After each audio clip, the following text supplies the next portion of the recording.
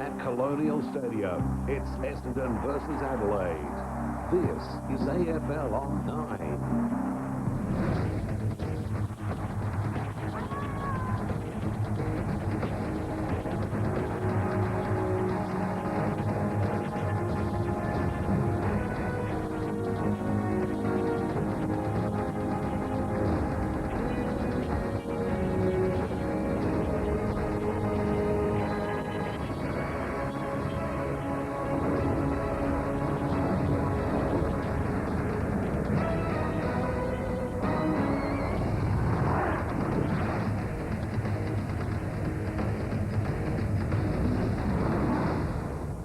Good evening, everybody. Welcome to Colonial Stadium for this round 4 blockbuster game between Essendon and Adelaide. It is too, because the Bombers, the biggest membership in Melbourne against Adelaide, the biggest membership in Australia. They've notched up some 47,000 members during the week, and why shouldn't they? They are undefeated up against the Bombers, who of course went down last week, but Essendon have only ever lost one game here at Colonial Stadium, that memorable night against the Western Bulldogs. Gary Lyon is with me. Gary, welcome aboard. This is going to be a cracker tonight. The Bombers a little bit underdone. They've got some injuries, and the Crows have got their tails up and ready to fire. It will be, Ed, and good evening to you. It is going to be a huge game. I think Adelaide have snuck under our guard to a large degree. They've got 3 good wins under their belt, and they come here full of confidence. Yet to beat Essendon in Melbourne, of course. Tonight could be the night. They've got 3 good wins under their belt and 1 good win in the centre of the ground. Let's have a look at the Crows as they come on to Colonial Stadium. There they are, just coming out of the room now. They'll be nice and fired up. Gary Ayres was on the TV news services tonight, and he said this is the measuring stick. This is the one now for the Crows to see if they've made any advancement over the summer. You get the feeling that they're really looking forward to the challenge of coming over here, playing Essendon at Colonial Stadium, where they are so formidable. Mark Rasciuto, the skipper, back in the side, that would give them great confidence, and really it's their experienced heads, the blokes that have played in premierships, that have served them so very well. And there's the Bombers. James Hird has been in bed with the flu during the week. The Bombers, well, they were beaten 2 in a row last year. They lost round 17 to Port Adelaide and round 18 to Carlton. But it's been a long time between drinks for that to happen. On the other side of that Essendon banner, they've got another congratulations, Kevin Sheedy, 500 games. So they're still keen to celebrate the Bombers. There you can see there Sheedy's 500. That was last week. But a Melbourne congratulations as well. I think Sheedy's put all the celebrations of the fortnight before out of the way. No question about that, and they have to come back, of course, from Brisbane, playing a formidable Brisbane side. Their confidence would have to be shaken just a touch, Ed, so it'll be interesting to see how they bounce back. Well, there they are. They're pretty determined. And these boys know what it's like to get to the top. So back-to-back premierships. You've got McLeod, who's had back-to-back Norm Smith medals as well. They know what they're doing. There's no doubt about it. And they have really built from within. They've got the 3rd youngest team in the AFL. And, well, they're a very good side. And they've welcomed some new faces into the side, and they've also been far more formidable and cohesive up forward. They're a dangerous-looking unit when they go forward. Gary, I'll jump in because Tony Jones is with Kevin Sheedy. Thanks very much, Eddie. Well, Kevin, firstly, James Hird, he was sent home earlier in the week with the flu. How's he pulled up? He's all right. Actually, in the end, it was something he had eaten, so it wasn't even a virus, really. And what about this one? Earlier in the week also you said that this is a great opportunity to see how your blokes react after that Gabba loss. Yeah, well, it is, you know, I mean, and we've got to naturally replace Sean Rowan, who's been a real good player for us and an All-Australian player. So look, we're digging there into the next batch of players tonight, and that gives us an opportunity to really find out how our recruiting shine, what young kids we've got in case we might need them later in the year. And, of course, it's a tough game against the Crows. They won 3 out of 3, but... you know, they haven't won here in Melbourne, so maybe that you never know. And Colonial Stadium's been a good ground for us, so we'd actually, and we've got a lot of experience on the side too. All right, all the very best, Kevin. Enjoy game 501. Thanks a lot. Yeah, good on you, Kevin Sheedy there. Well, as the boys said upstairs, they're using this one as a yardstick, the Adelaide Crows, and that's where we find Dermot Brereton. Thanks very much, TJ. Gary, the team looks pretty confident tonight. They really need a real good test for them, don't they? Yeah, we do, mate. Look, obviously this is the best team going around the last 3 or 4 years, so what I'd like to think tonight, we don't place any limitations on how we play and just see if we can take it right up to them.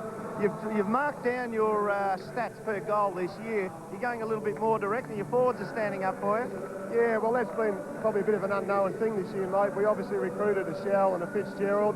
We thought that if they can stay sound and we can get the ball in there often enough, which we showed last year, then maybe they might be a bit of a plus, but they're going to have their work cut out tonight. I know the way you played. How hard are you making the boys go at it tonight? Well, obviously, look, we want a pretty fair and honest contest, mate, and so far I think our hardness and our attack on the ball has been pretty positive, so hopefully it's the same again tonight. Gaz, good luck. We'll let you go. Good on you, Gary. Good on you, Dermot Brereton. Thanks to Kevin Sheedy with Tony Jones. And in 9 attempts in Melbourne, the Adelaide Crows are yet to beat the Bombers in the home of football. Let's go to the Essendon ins and outs now. As you can say, Ted Richards and Corey McGrath, two youngsters, Gary, coming in. Sean Wellman picked up 2 Brownlow votes in the corresponding game last year. He's out, and Bolton's out as well. So that Bomber back line is going to be stretched. Well, you miss someone like Sean Wellman, and a lot falls on the shoulders of Dustin Fletcher, as always. Danny Jacobs has been able to stand up for Kevin Sheedy. He'd be really excited about his development. Aaron Henneman, another youngster that he puts a lot of faith in, and well supported by Ramanaskas and Heffernan, young fellows with plenty of experience. Mercedes, Blumfield and Carousella, they're wonderful out of the centre. I think they're the 3rd best in the competition, Essendon, so they get plenty of footy there. James Hurd's had an injury cloud. We know he'll step up. McCurry and Barnard are just goal kickers, know what to do when they get the footy. And Matthew Lloyd, of course, holds the key and always does. Young Force tonight, opportunity for him. And Lloyd picked up the 3 Brownlow votes last time they met at round 12 here at Colonial. Yeah, in the middle of the ground, Hill has taken a fair load, of course, but doesn't get his hands on the footy a lot, but still, Peveril and Johnson and Hardnuts in the middle of the ground ensure that Essendon do go forward from the centre bounce. All right, well, there's the interchange. McVeigh, Richards, McGrath and Reynolds. That's the youngest interchange bench you've seen at Essendon for many a year, but just shows Sheedy ever the man to start bringing through the young players, putting them under a bit of pressure. And when you've been at the top of the mountain like these guys have, particularly that man Matthew Lloyd, sometimes you need a new challenge, Gary. Well, you do indeed, and they go to Matthew Lloyd so very often, this Essendon side. And last week against the Brisbane Lions, they were onto it, and Justin Leppich was a player that at every opportunity came off his opponent and made life very difficult for Matthew Lloyd. He was able to get up as the 3rd man, and Lloyd, 3 goals. If Adelaide were able to keep him to 3, they'd be happy with that. So what do you do? Well, they've got to make sure that they give Lloyd plenty of space. Here, Peveril's on his man in Leppich. He's just too close to Lloyd. You see Lloyd had his man beaten there, had 5 or 10 metres on Mel Michael, and in this instance as well, you watch right here, there's no Mel Michael in the shot. If Leppich wasn't able to get back onto Lloyd, he would have taken another mark and maybe ended up with his 5 goals. Instead, Leppich's opponent's too far away. Lloyd doesn't take the mark, ends up with 3. Essendon get done. Yeah, well-drilled men under the ball as well. Let's have a look at the Adelaide Crows ins and outs now, and what an in that is. Mark Rasciuto, not only one of the toughest midfielders, but their captain, Nelson, is omitted, making way for one of the stars of the AFL competition. From the back line, here's the Adelaide Crows. And Nathan Bassett will have the big job on Lloyd. Mark Bickley reinvented himself this season. His first 3 games have been wonderful. Ben Hart, of course, a premiership player. Cross half back, well, Stevens, he can go forward if they need be, and Nigel Smart's also been in wonderful form. These are the premiership players that are holding them together. Rasciuto, Kane Johnson, a youngster that's played in 2 premierships. We forget that. We forget how experienced he is.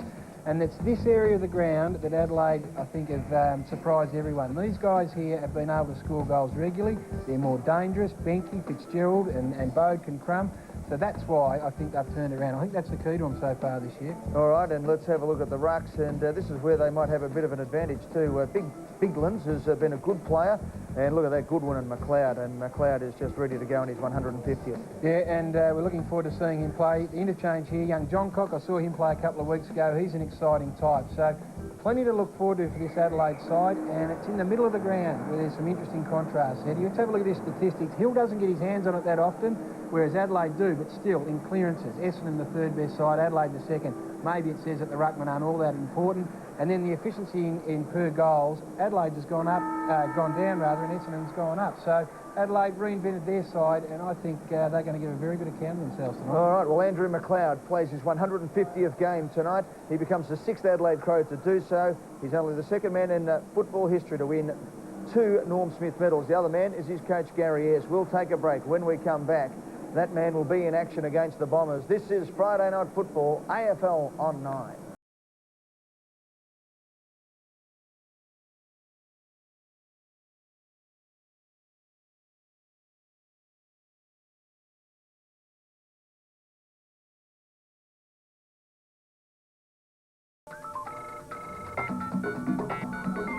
Adelaide's National 9 News. Touching everyday people, everyday lives.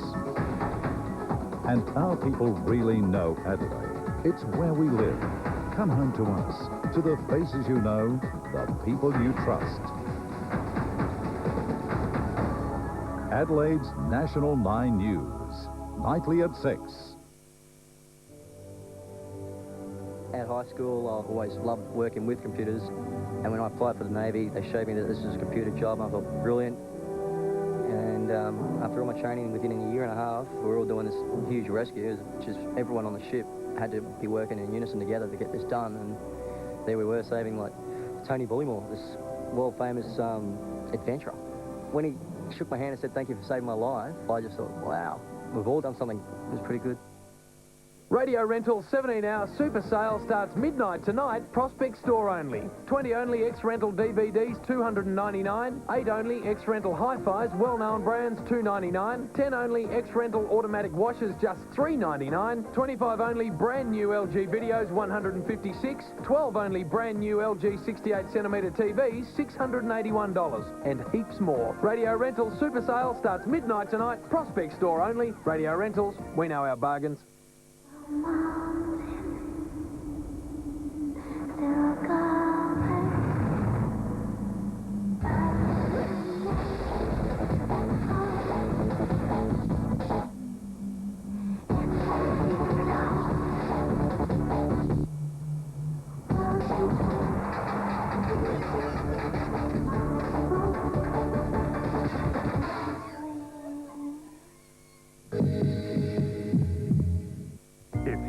Perform some home improvement magic, jump into Bunnings Warehouse. We have the biggest range at the lowest prices every day. Tool carry tray only $2.95. Dolphin torch low $10.95.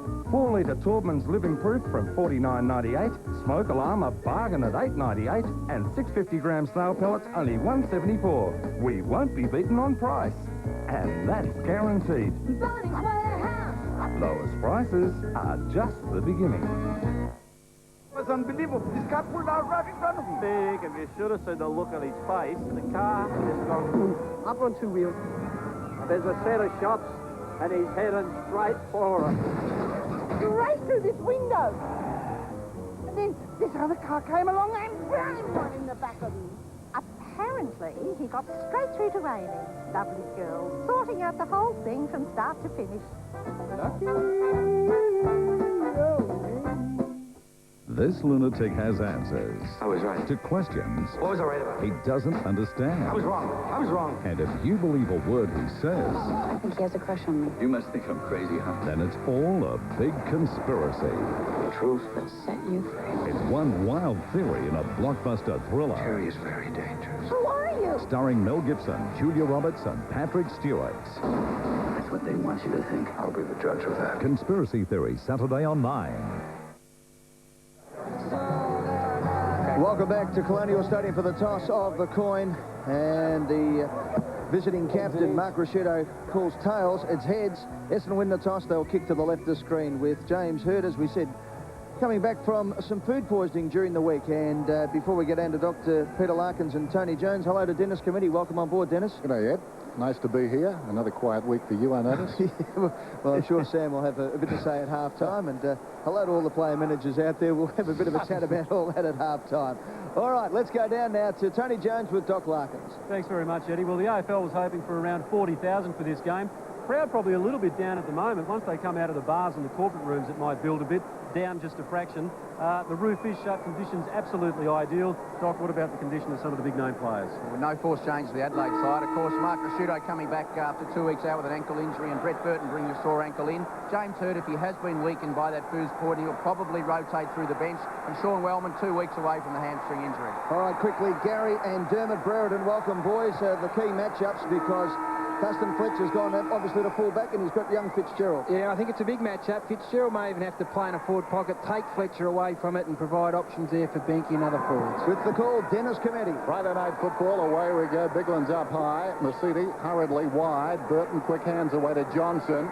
Hand passes still inside the centre square. Bigland's again. Rasciuto back in the action immediately. Feeds it wider still. Bickley, he's been in rare form. Gets it away. This is Johnson. Probing kick inside the 50. Chance for the Crows here. Stevens built the mark. Loose at the back. Johnson dives in. Wins the free kick. No advantage there. Jason Johnson to take the kick in the back pocket.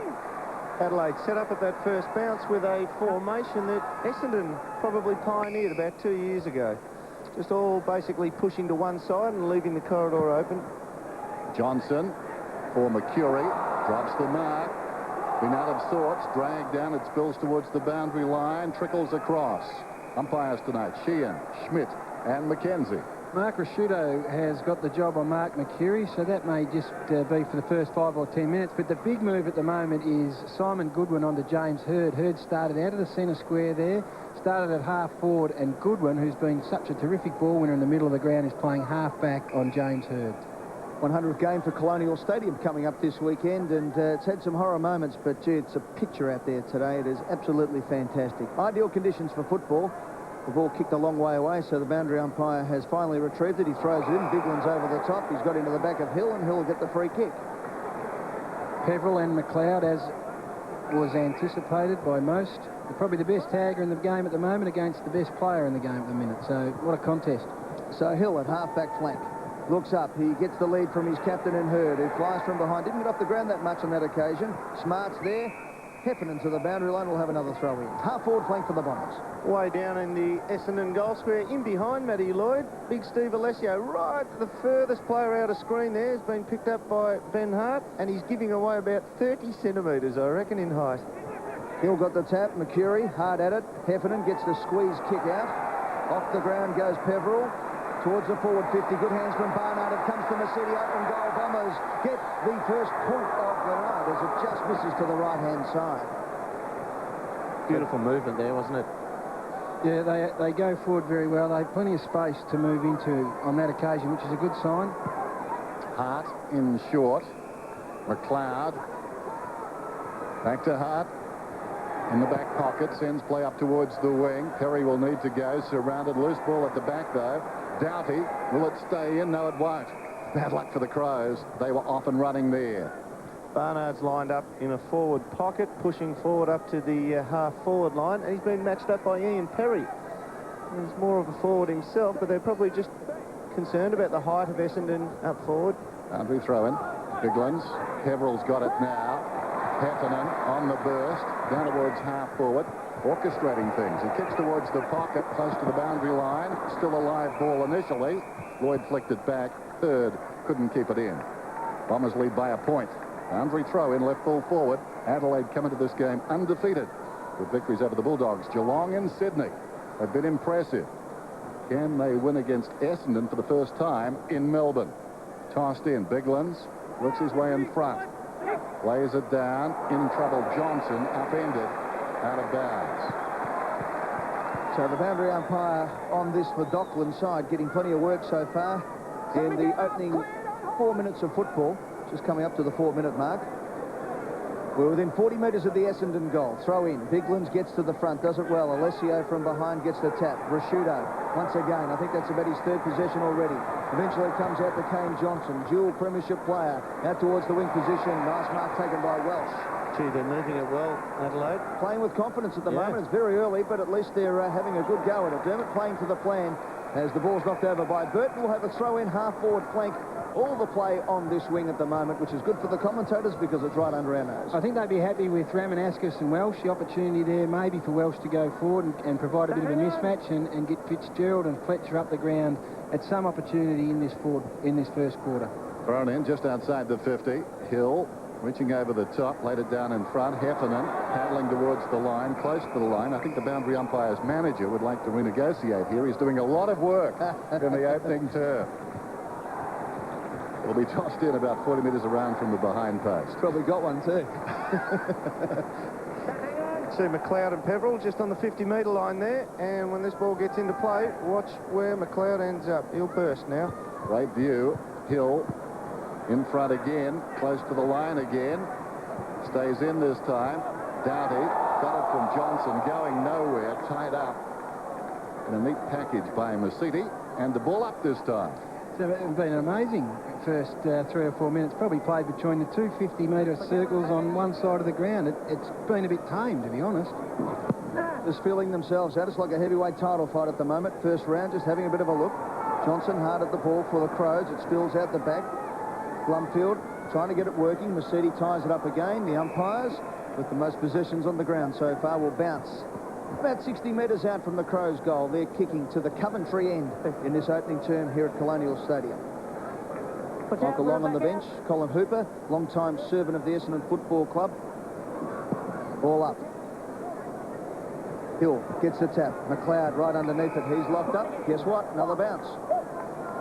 Well, who's the player that's going to break the deadlock here? Someone has got to crack this open, Dermot. Someone's got to bust a pack, do something magical just to try and break what's been a stalemate. I'll have one last go here, Dennis. See how we go. See if we can get a breakaway. Hill tries his best. That's good play. Carosella tried his best as well. Was picked off by Dowdy to Smart. Handball going. Here come the Crows now. Stevens. Bode. Comes out wider still. Rashudo kicks inside the forward 50. Looking for Fitzgerald. Couldn't quite hold the mark at the back. It's Henneman for the Bombers. And away they go, and there might be a break this time, Dennis. Good work, Ed. Henneman drives it around the outer side. Stevens coming across the boundary line near. Stevens does well. Interesting hand pass. Edwards couldn't control it. Taken down immediately. Crowd want ball. Nothing doing. A ball up on the far side this time. I think one of the reasons is it's because it's such a one-on-one game. When you look all over the field, every player has got an opponent, and there's just no space to be broken into at the moment. That's why it's such a stop-start affair. Good bounce too on the outer side. Hill trying to direct it down. Spills wide to Bode hurriedly with the left boot down towards the attacking 50. Henneman reaches over the top. Binky almost. McLeod the crumb pulls it back towards full forward. Oh, well done by Fletcher. On the full. I think he kicked that over. Well, he certainly stopped it. There was a danger behind him in as much as Fitzgerald was lurking. Fletcher thrust out the boot. He's been very unlucky. Fitzgerald runs around, told to play on, hooks across the body. I think it's a goal. It is. My grandmother can kick longer than that. Kick it straight up the guts. Sweet. Oh, how big is it, umpire? You should be playing in the Magoos, you clown. Your career is going down the toilet.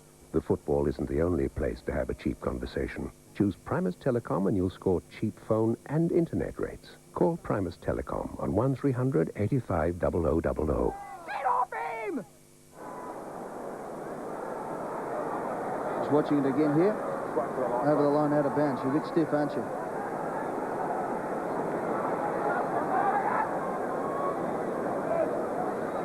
So back at Colonial Stadium, Adelaide making the most of their chance from Fitzgerald, who's been in rare form, kicking 4 goals last week. He gets the first against Dustin Fletcher, who did everything right, just missed it by that much, as Maxwell Smart would say. It's a goal to a point. Adelaide by 5 points. Back in the centre of the ground. It's been tight football so far. They got 12 goals from Shell, Welsh, Fitzgerald, Burton and Benke last week. If they can get 12 again and some support from the midfield, then they'll go close. Carosella in there for the Bombers. Gets it out. Jason Johnson. Caught from behind. Dropped the ball, was it? No, umpires brought it back. And there'll be a free kick. Umpires paid the advantage. It will now come back to Carosella in the middle of the ground. Come this way. Thanks, Blake. Come round. That's it. You hear the umpire? So Blake Carosella kicks forward. Perrell got away. That's good running. Couldn't quite hold the finger tipper. Good pressure from behind from Mark Stevens. In goes Hurd. Gets it back to Perrell. Found his feet well. Kicks to the goal square. From behind, Alessio was there. Here's a chance for Barnard. Slaps it back. Plenty of Crows at the fall of the ball. One of them's Tyson Edwards. Edwards now runs to defensive 50. Looks up. All you can see is red and black, and he's been pinned for running too far. We'll come back to Mercedes. 55 out. James Hurd, you had Perrell and you had Jacobs down the ground. That's why he couldn't kick it, Tyson Edwards. They just had set up a big zone and ended up running too far with the footy. Carosella almost found some space in the hole. He moves across now. Now Mercedes looks like he's going to have a shot at goal. Free kicks, Essendon 4, Crows yet to record one. Right to the teeth of goals it goes. From behind it spills. Barnard twisting, turning, shot at goal. Has put it through. And the Bombers go back in front. 1-1-7. Adelaide, a 1 goal after 10 1/4 minutes. Well, Barnard's opponent, Big Ian Perry, he's down there to actually go for the ball in the air. And on this occasion, you'll see that Barnard, after this kick comes in, after the turnover here, when the kick goes in, Ian Perry is obligated. That's what his function is, to go for the ball. Watch him. There he is, 22, in the thick of the pack. Barnard doesn't even compete. So if he can do that more and more, he's going to play Ian Perry into a bit of a trap here. The option that Barnard's got, isn't it? He is strong in the air, but he's also capable on the ground. He's not great on the ground. He's capable. Perry's not. He's comfortable to go there, isn't he? So you're right. It's something you should explore. Bombers by a point. Biglands wins it down. Bode fumbled. not coming out. 7 plays 6. Fitzgerald, the first goal. Barnard, the most recent goal. You see Peveril still in the middle of the ground. McLeod's changed. He's gone to half forward. They're happy to leave Peveril there. Mark Johnson will pick McLeod up when he goes forward. Tight game, not a pretty game so far. On the way downhill, smothered, ricochets about 10 metres. Romanowskis did brilliantly. Dug it out, Carosella kicks inside the 50. Lloyd is marked 40 metres out directly in front. Beautiful space for a full forward to lead into. You just watched it. You could see opposition defenders trying to get there, get into that middle corridor, but you can have a look at this. It's a great shot of it. Straight up the middle of the ground, they converge, but they can't get there in time. That's just a great forward setup for someone like Matthew Lloyd. 12 goals for the season, Matthew Lloyd. He's kicked 34 career goals against the Crows, including 7, round 19 of 1996. Actually not kicking all that accurately this year so far. He's kicking 2 out of every 3. 12 or 6, I think he's got to his credit. The Bombers have been a bit astray so far this year. You'd like him from here. Yep. Should get it. Has got it.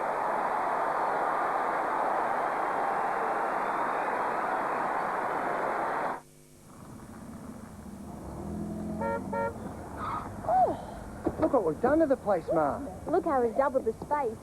Son. We tried to do it ourselves. But we needed some help. Done well. And we got it all in might of 10. Ben? 10 out of 10. Look what we've done to our place. Gee, I really thought not that rotten door. Reminds me, you've still got my blame, Jane. I don't want you, Bart. Look what we've done to our place.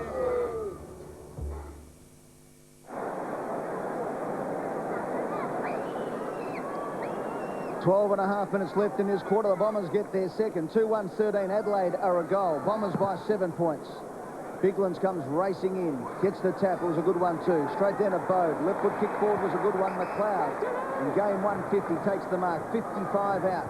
Goes short. Rashudo. Just the 15. Fourth possession for Mark Rashudo. He's going to measure it out. Have a flying shot. The skipper's kicked 139 goals in his 195 appearances. 26 years of age. What a powerhouse he has been throughout the years. So Rashudo lining up. He's probably the most predictable player in the league, knowing that he's always going to go long by foot. Man on the mark is 51 metres, as you saw. So he'll kick from about 55.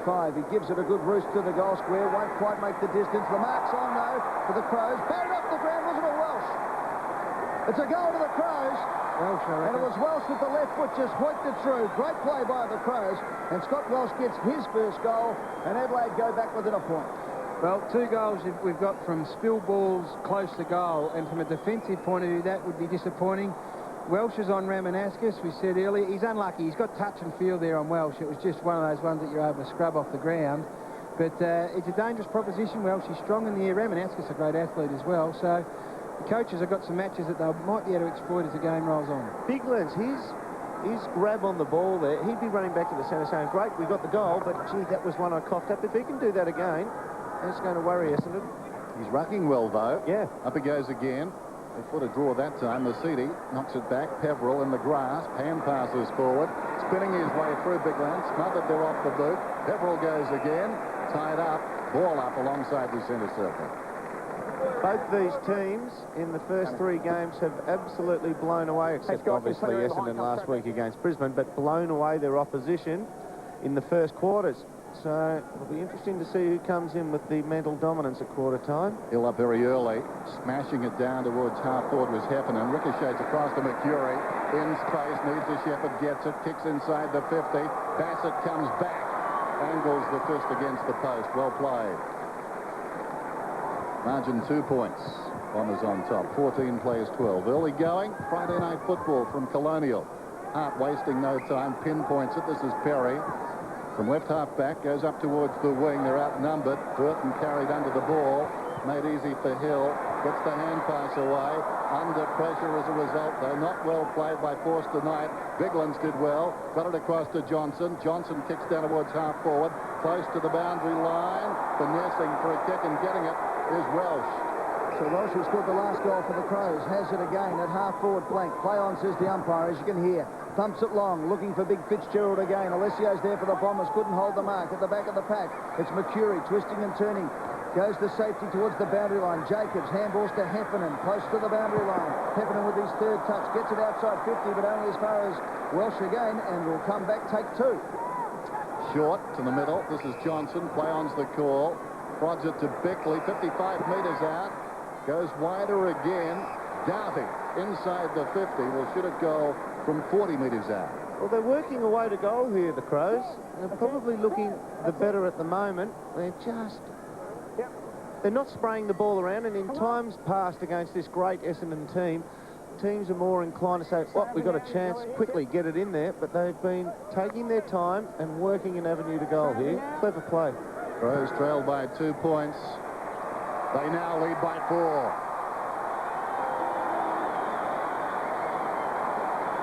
Well, Holden Rodeo. For all your dirty work.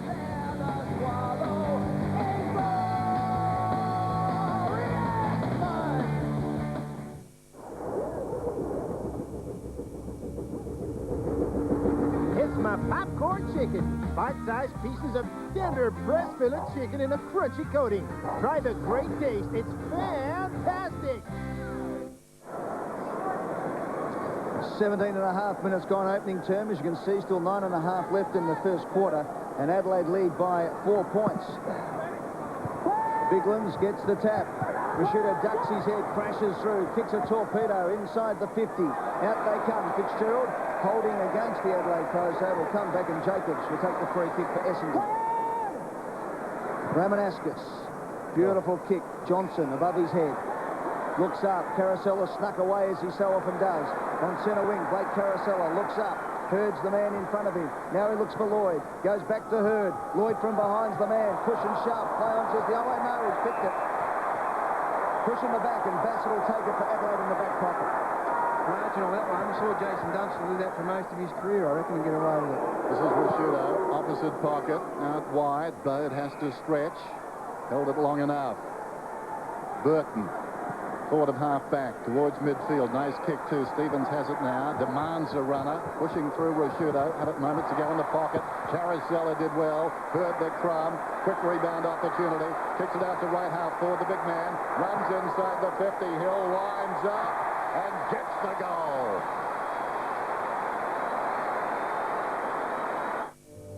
It was actually my father that gave me the idea and said, why don't you join the Navy? Well, I'm responsible for the daily operations and maintenance of a multi-million-dollar radar system and equipment, which is a pretty responsible job for a guy my age. We work hard, but when that ship pulls into a place like Thailand, which is an amazing place, you're free to do what you want. You know, there's not many jobs in this world that you can actually go to work for a week and then step foot out the door and you'll be in another country.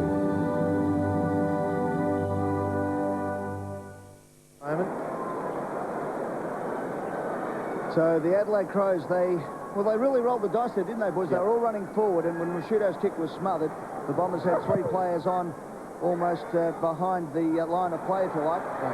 Beautiful play by Johnson. Gets it out again. Caracella's been dynamic in the last 5 minutes, and this man comes out and takes it. I reckon he had a split second to see that ball come over the pack, and it was one grab all the time. Well, Nathan Bassett, not much you can do. That was copybook ruck work in the middle of the ground from Hill to Johnson. And when you're at full back and you see that happen in the middle of the ground, you get pretty nervous because you know it's coming and it's coming quick. Yeah, we'll get a look at that at some other stage, but he tries to spoil it with the arm that's closest to Lloyd. You've got to reach across with the other hand, and he just gets pushed aside, off balance. Have a look at this. AFL averages 50% from here, 75% for Matthew Lloyd, who has kicked 1 goal tonight so far and has kicked 472 career goals. Coming in. Kick is on its way. Don't worry about the probability. That is right through the middle, and the Bombers now head out to 4 goals to 26. Adelaide, 3 goals straight, 18. It's 8 points of difference in favour of Essendon. Lloyd has his second. And that's why these full forwards do so much goal-kicking practice. Off the boot, that looked like it was going to miss to the right. Let's have a look at this centre bounce work. Right hand down to Johnson. Space, hands over to Caracella. You want to be hypercritical with just James Hurd there? running back into Matthew Lloyd's space. Maybe just needs to be a little bit careful of that. That's a couple of times where he's almost got in the way. But look at this, guys. Watch for the right arm. So he's trying to spoil with the arm closest. You've just got to turn your body to them and spoil with the other arm. That's left arm in. Yeah. Good point. Boyd and Hurd, not a collision Bombers fans would like to see. Hold your breath. Hurd going back. They were on a collision course. The Rucks, well, dominating one time. That time it was Biglands down towards the 50. Juggled in front there by Jacobs. On alternate occasions, it's Hill. He was responsible for the last goal. Rashido over the ball, poked away by Mercury. Coming against the flow, Bode, 55 metres out, lays it off. Stevens off his step, kicks long. Harrell at bounce, close to the behind post. Burton practicing being a boundary umpire. That's out of bounds. It'll be tossed in.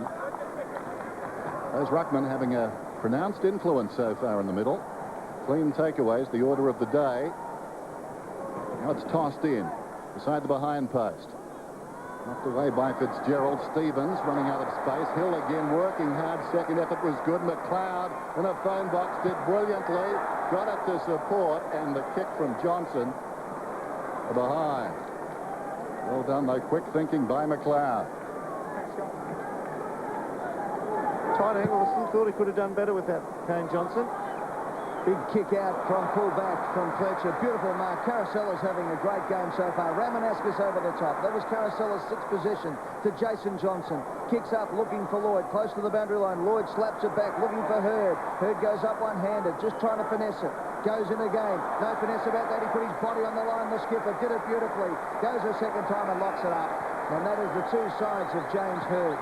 Beautiful touch and a steely determination. You saw that there, Ian Perry. I mean, horses for courses. He's built to go at the thing in the air, and James Hurd, much more capable on the ground, took it out from underneath his shoelaces. Kane Johnson, 7 touches. Does he get under the guard? When a lot of the attention goes on to McLeod, he can win plenty of the footy. Brett Biglands against Hill. 50-50 that one. Listen to the players calling for it. Tunnel ball there. Now the advantage is paid. This is Bode for the Adelaide Crows. Over the top to Bassett, back to Bode, in a little bit of trouble, runs well, kicks it out in front of his teammate, and the mark's been taken by Hart. Brings it back in, kicks to centre half forward. Perry's the man, or up Stevens it was. There's Burton, took that one on his chest. Over to Rashido, his skipper. Edwards runs to half forward, setting something up the Crows now. Edwards comes inside, kicks to the front of the square. High mark required. Getting back is Blumfield, at the back was Smart, got into the back. Umpire was right on the spot. And the mark will come, the free kick will come back to Justin Blumfield. Could have led there, Smart. Instead of waiting for the ball one-on-one, he had open space to lead into.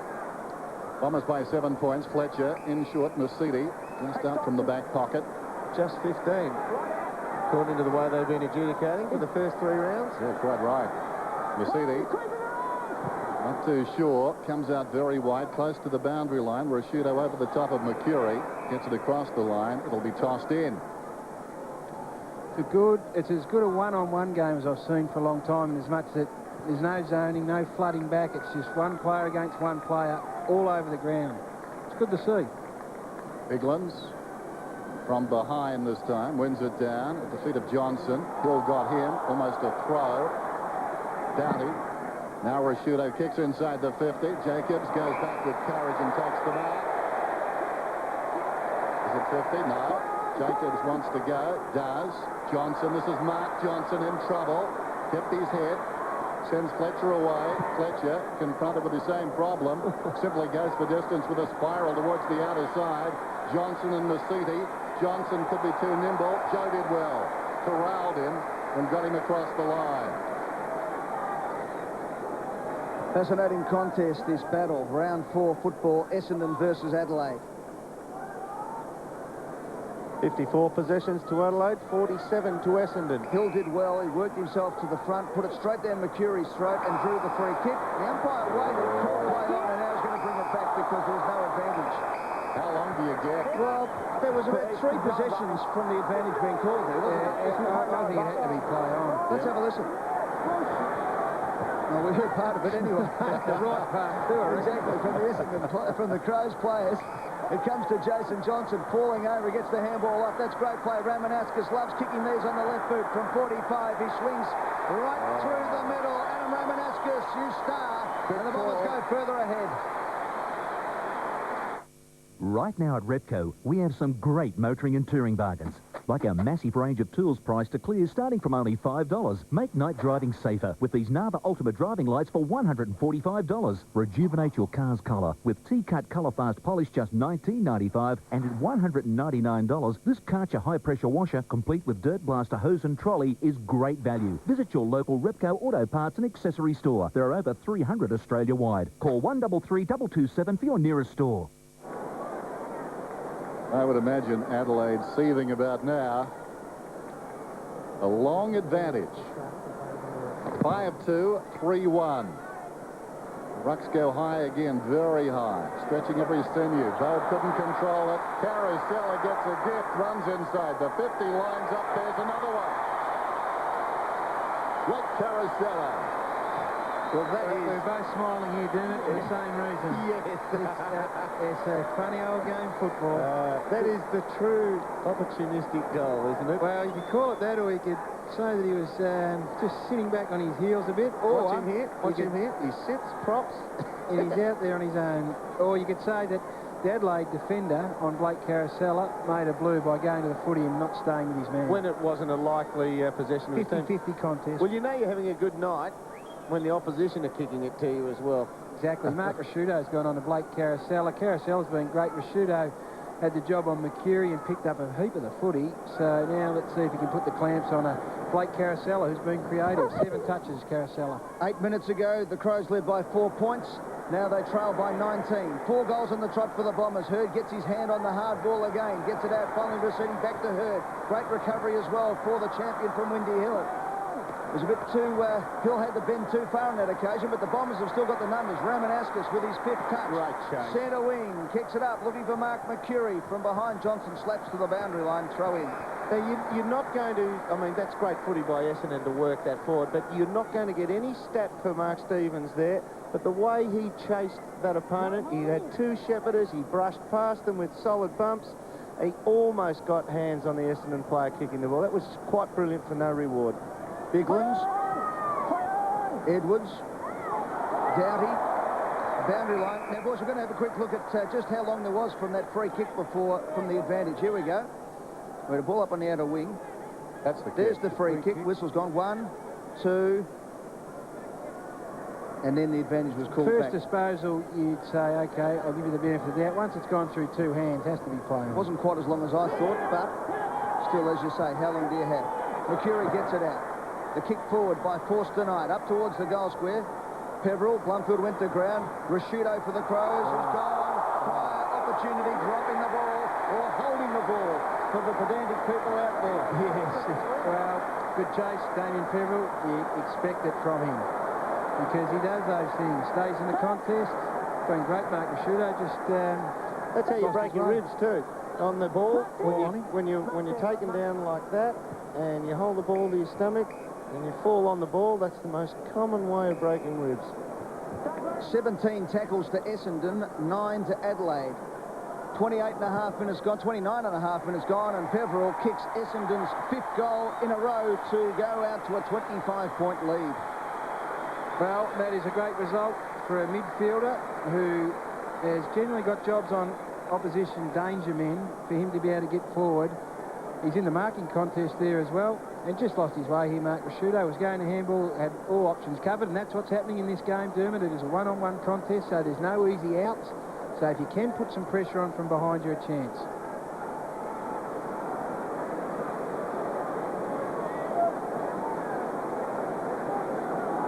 Handy pickup, Damien Peveril. The last 5 goals to the Bombers. Running rampant. Rucks go at it again. Hill. Bigland's got it on the way through. Johnson, forced tonight. Well played. Mercedes spots a man out wide. They're starting to hum now. Mercury shrugs the tackle. Steps around Bode. Runs down towards the 50. Not his best effort. Slides off the outside of his boot. Or more correctly, the inside, I think. And knocked across the line by Bassett. Well, the turning point could well be An advantage free kick. Mark McCurry on the outer side. Austin. Crows have got to forget about that. Out of defence, the high ball comes from Johnson, just outside the 50, taken by his namesake, goes across the ground to Carosella. Could go close from here. 5th and the best and fairest last season. Interesting player. Bobs up, causes damage, and a goal kicker. 44 plays 19, running the clock down to quarter time. Friday night football from Colonial Stadium, and Carosella give the Bombers a big lead. Well, he started his shimmy a little too early. Goes short to Johnson, across the body, goes up in the rafters. That one, they come from all directions, knocked by Biglands away from the pack. Down goes Bassett, met front on by Lloyd, and we'll have a ball up. Standing the mark's not really a skill that too many players take too much notice of, but that was brought about by Tyson Edwards. As we have a look at the top 5 possession winners, group of players. But Tyson Edwards just sucked him in, for want of a better term. Dane Johnson having a good night, and there he is again, his 9th possession. Tops the list alone now as he kicks the ball out of bounds. So a throw in as Kevin Sheedy comes down for the quarter-time huddle. Nobby Clark, former premiership player, the runner there for Essendon. Throw in, so just inside the forward 50 for the Bombers. And as I said, from just a tick under the 19-minute mark, they have kicked 5 successive goals, the Bombers. Reynolds trying to get it out. Here's McLeod. Runs the ball out of defence for the Adelaide Crows. Puts it out in front of his teammate. More danger coming as Doughty has to concede ground to Bassett. Kicks around the corner, gets away with it. Goodwin takes the mark at half-back. Takes off straight away. Left foot kick was high, was wide, and eventually it was Hanson. And a one-handed mark taken by Kane Johnson. That was a good risk by Goodwin there to take off from James Hird. Totally left him and created the loose man down the field. Hird still hasn't got to him. McLeod, Goodwin. So they're waxing these boys as they move it forward in 3s. Goodwin decides to kick long, inside 50. Mark from behind's being taken by Brian Binky. They've been inside Adelaide 12 times for 4 scoring shots. 2 seconds remaining, so he'll have a shot after the siren. Probably just as well, Ed. This bloke can kick it. He's not a bad shot at goal. 34 goals, 22 in 29 games of football. Tonight's his 30th appearance, and it's the badly needed goals for the Crows. Right behind him, you can watch Brian Binky's kick from 51 metres. It's going across the face of goal. Knocked forward, no score. So Essendon lead at quarter time. 7 goals to 44 to Adelaide 3-1-19. They lead by 25 points. Gary Ayres, plenty to think about when we return. This is AFL on 9, Friday.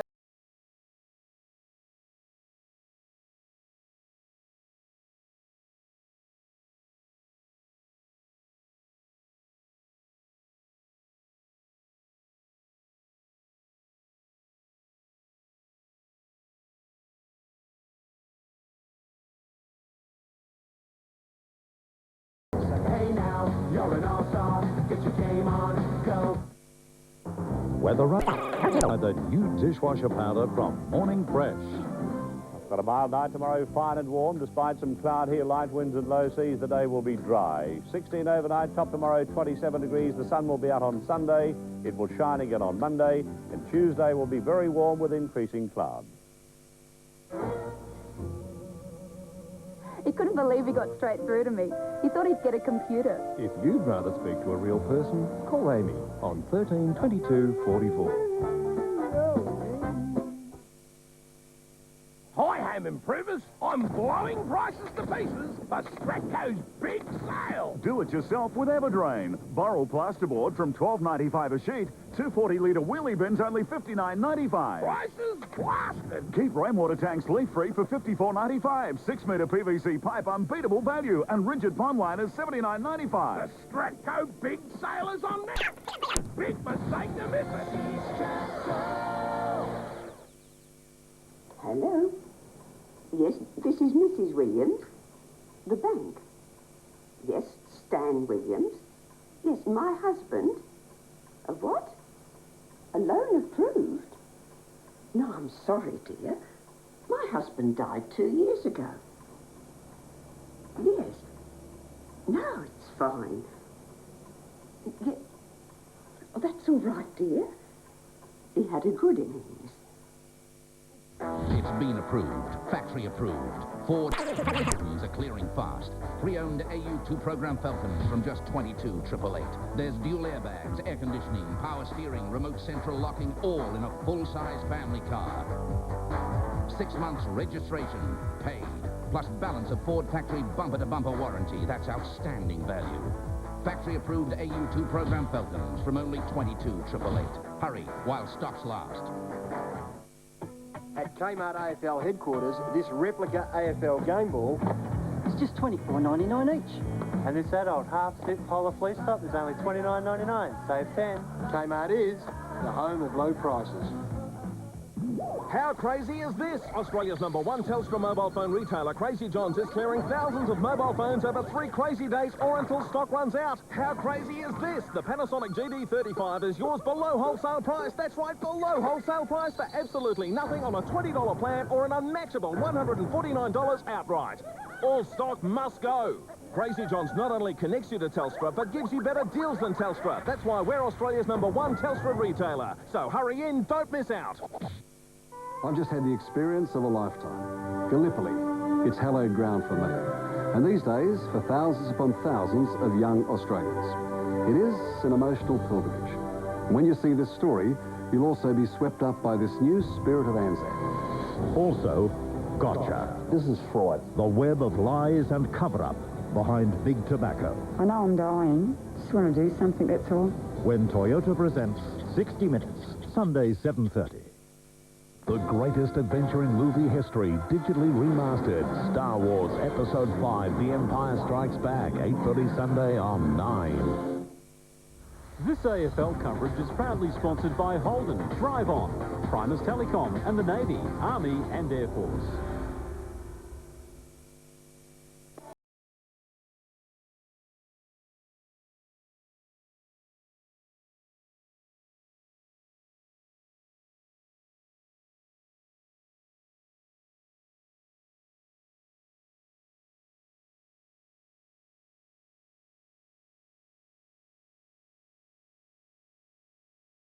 Crowd here at Colonial Stadium. 2 to Lloyd, singles to Barnard Hill, Peverill, Romanescus, Carosella, Welsh, Doughty and Fitzgerald, the goal kickers for the Crows. Gary Lyon, tell us about Matthew Lloyd. Well, there's just a situation there in the forward, an old full forward here. This just brings tears to your eyes. A setup, a forward line structure like this. I mean, right there, these 3 players have set this up for Matthew Lloyd. It's a perfect diamond. They've kept all this space open for him. And the Adelaide defenders, they can't get to that footy. They cannot get there to cut your lead off, and that just falls into your laps. They're all there for the crumb at the right time. That is a perfect, disciplined forward line. And Matthew Lloyd will be just shaking his hands and saying, I could be in for a fair night. If they can maintain that space for me, 1 out, I'm a big chance to kick a bag. He's kicked 2 so far. Last time out against the Adelaide Crows, he picked up the 3 Brownlow votes. Tony Jones on the boundary line. Yeah, it's pretty composed stuff there from Kevin Sheedy. Gary Ayres didn't go ballistic. In fact, he was pretty inspiring to his players there, highlighted several silly mistakes and urged them to take a leaf out of the Bombers' books, mainly Ramanascus, Peverill and Johnson. Back to you, Ed. Thanks very much, Tony. So Essendon lead Adelaide by 25 points as we start the second term. Hill beaten by Biglands. McLeod, who's been, by his standards, pretty quiet. Peverill applies a tackle. Down goes Johnson. 10 possessions for Johnson in the opening term, having a wonderful season. Another ball up. 44 plays 19. Friday night football. Hill and Biglands. Hill did well. Falling backwards, Blumfield. Bickley saw him do it, so followed suit. Gee, the Essendon back 6 have been fantastic, haven't they, in the first quarter? You wouldn't actually think that it's a premiership-type back 6. Fletcher, Henneman, Jacobs, Ramanascus, Forster, Knight, Johnson, but gee, they've gelled together very, very well. This time last season, they had Solomon, Hardwick, Wellman. They've changed a bit. Yep. Bickley smothered off the boot. Smart. Well, he got up, wishes he hadn't. Another ball up. And the game's just changed a little bit too. Gary Ayres has moved Mark Rasciuto from half back to half forward, trying to create something down there. Perhaps a bit more pressure on that back 6. The man that's picked Rasciuto up. Bounce yet again. Biglands.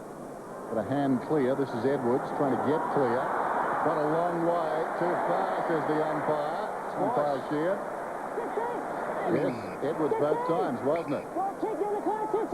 So Hill relinquishes the ball, forced the Knight to take the kick inside the centre square. 10-3 Essendon's favour, Dennis, on the free kicks. Plenty of danger up ahead.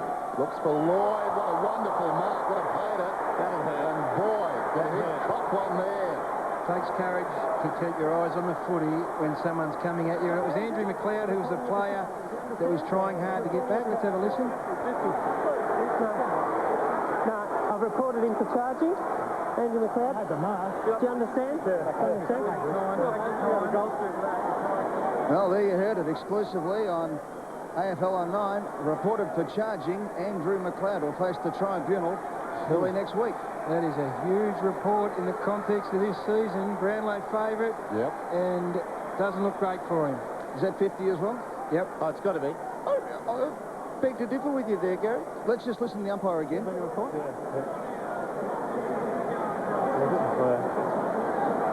It's been taken care of over there, mate, so I don't need you coming in, all right? There you go. Good umpiring. Good umpiring. Very cool head. Brian Sheen, one of the most experienced umpires. We'll keep listening. There'll be 50 metres, Mark. I've just reported him for striking, so I'll take him back, all right? Oh, you go. I'll stay here. It's 50 metres, Donald. It's taken a while. But Matthew Lloyd will get his third goal on the goal line. If you look at it, though, I thought McLeod was in the air for quite some time, a long way in the air, and the ball wasn't even in shot. I know he ran with the flight of the ball. It's always a free kick. The eyes tell the story, And mate. he turned away. The eyes tell the story. Turned away. I don't think he looked at the footy once. He turned away by the end, Gary. Watch the replay. And the run of Bomber goals continues. Lloyd's got 3. It's a big story. It is a massive story. One of the best players, if not the best player going around the competition, dual Norm Smith medalist. We might be debating this for most of the night, Dermot. Yeah. Have a look at the eyes here. All right, watch his head turn. That's it. He's with it. Now, the ball's not in shot. He's left, and look at his head in the end. Derm, he hasn't looked Where at the was footy his in the hands last, for the ball? in the last 3 or 4 paces. He's protected himself as well. He's run with the fly. Look, it's a free kick all day long. All day long, it's a free kick. Yeah. I reckon there's a grey line, a grey area there. I'd whether it's a report. I'd love to see him get off Derm. I don't think he will. I would have loved to have seen his hands in the air. No, it's a toss-up. I think it goes back to your telestrator, Gary, at quarter time. They were told to get a man back there and make him earn it. Bickley thumps it forward for the Crows. I tell you what they need to earn is a goal here as they all wait for somebody else to do the work. It comes out to Stevens. He finally gets the handball out to Binky. Around the corner, Brian Binky has found that goal and put it through for Adelaide's first since the 17-minute mark of the first term. So Adelaide back on the scoreboard, ending a run of 6 goals for the Bombers at the 4.5-minute mark of the second term. Well, Mark Stevens was involved there. Once Mark Stevens starts getting to the drop of the ball, look at him, the contest there, follows it up pretty hard and gets it, breaks a little bit of a tackle here to get the handball away. And Biggie knows where the goals are, but he should have given off as well by the end. And it was McLeod going past. He could have received the easy handball then, but a good goal. The Dons still in control. We're back to 25 points. Andrew McLeod on report. Hill directs it down brilliantly. Heffernan released into space. Coming on the lead was Hurd initially. Slapped away down there by Hart, taken away by Edwards. That's better. Kicks it towards the outer side wing. Peverill leads back in the race. Gathers it just inside the boundary. Upended by Rashido. Mercedes at close quarters. Got it to Johnson. Good Shepherd. Kicks down towards half forward. And the mark. And our audio expert Matthew Peavy tells us that listening in on the conversation, Nigel Smart might have been reported for dissent. There goes the kick from Hurd towards the pocket. Lloyd is down there. Drew a crowd. Getting back. Burton the high ball towards the wing. Working in front Heffernan. Knocked away by Doughty. Boundary throw-in. So plenty happening at Colonial. The margin 25 points. The Bombers on top. Half right. Smart reported, but Gary? Possibly striking. We're just trying to check that out. It was a little fracas after the McLeod incident. We will confirm that later on this quarter. Well, we heard umpire Sheen go in and say, leave it at that. We'll get the 50 in the goal for the Bombers. Mercury wanted to go on with it. Here's Peverill, though. Back to the action. Real-time action. 25 points of difference. And the Crows need the next one absolutely. Two unusual plays by Mark Bickley just in this passage of play then. He slapped the ball out of Peveril's hand. It went behind him. He tried to horse kick it his way. He's trying to think outside the square there, Dennis. Like that. And that's where they are, outside the square at the moment, closer to the boundary line as Edwards takes it to that line. We'll have a throw-in, half-forward flank for the Adelaide Crows. And need to get the ball and get it up the other end. Throw in, Biglands. Got his hand across Hill's face there. Umpire let it go. That's good umpiring. Didn't affect the play as Edwards gets it out. Johnson. Blumfield spills the mark. Here's a chance now for Perry. Runs. Kicks to half forward. One hand up. Jacobs was the man staying down. Stevens missed it for the Crows. It comes to Masidi for the Bombers. Handball, centre wing. Blumfield runs into trouble. That should be gone. And it is. Consistent umpiring tonight. Overlap on. Good pressure in the middle of the ground. McLeod, the booze of the Essendon fans, kicks it long. Binky's the target, 2-on-1. And a good punch from behind. Let's go down to Tony Jones on the boundary line. 7.5 minutes into the second quarter. Just one use of the interchange bench for the match so far. That was the Bombers late in the first quarter. All right. No holding. Get the feeling that Kevin Sheedy's just content to take on Adelaide in every aspect of this game. He's put his side out there and said, you do your best to beat this side. Bounced off Fitzgerald's head. He gets it back and has a fresh air kick. He's doing everything bar getting a clean possession at the moment. It comes out to Masidi on the defensive 50. Beautiful long kick up towards Hurd on the chest. Just read it off the boot. A little bit better than his opponent. 5 possessions for Hurd. He kicks inside 50, 1-on-1 Bassett and Lloyd. Bassett used his body well, pushed Lloyd under the ball, smart at the back, heads to the boundary line, content to see it thrown in. 25 metres out from the Essendon goal. Gee, they're dangerous when they go forward, and then they've got one-on-one contests, whereas at the other end, when Adelaide go inside their 50, they're almost standing still underneath a high dropping ball, and there's 1 or 2 Bombers coming over the top of them. Need to get the ball in there flatter and quicker. Tossed in, Biglands and Hurd. Hurd did well. Biglands directed it down, though. Edwards to Johnson. Running out of space, gains about 10 metres around the boundary line. It bounces out. Gary, Tyson Stenglein is the #1 tagger for the Adelaide Crows. How long do you go with Goodwin, one of their prime movers, on Hurd and leave your best tagger on the boundary? Yeah, I'd be looking to push Goodwin into the middle of the ground at some stage this quarter, Dermot, for sure. Biglands, clean possession. In trouble, Rashudo. Peverill had him. Edwards away, close to the boundary line. Creeps around the outer side. Burton on a searching lead, has it the defensive side of the wing. Crows need the next goal. Burton unloads down towards half forward. From behind, Stevens had to spoil. McLeod gets the hand pass away. Doughty, hard against the boundary line, pulls it back to the pocket. Binky was up. Chance for Johnson in front. Slick hands. Stevens dragged down. Mercury bounces off a teammate and goes short to Barnard. Barnard on the overlap to Fletcher. Fletcher, interesting scrubbing kick out towards the wing. Well, it had the desired effect. Bounced at right angles out of bounds. I don't reckon I've ever seen anyone kick longer mongrels than Dustin Fletcher. He kicks bananas when he's trying to kick drop punts, and they still go 65. Is that a virtue? Oh, it's a very good miss. Doug Booth tried once at Moorabbin one day. Different thing altogether, though. Yeah. As Johnson gets the ball out for Masidi on centre wing. He kicks inside 50. Here's a chance. Plumfield waits. Bassett comes out. Hoiks it out of midair. Over the line and out of bounds for another throw in at half-forward flank for the Bombers. They lead by 25 points.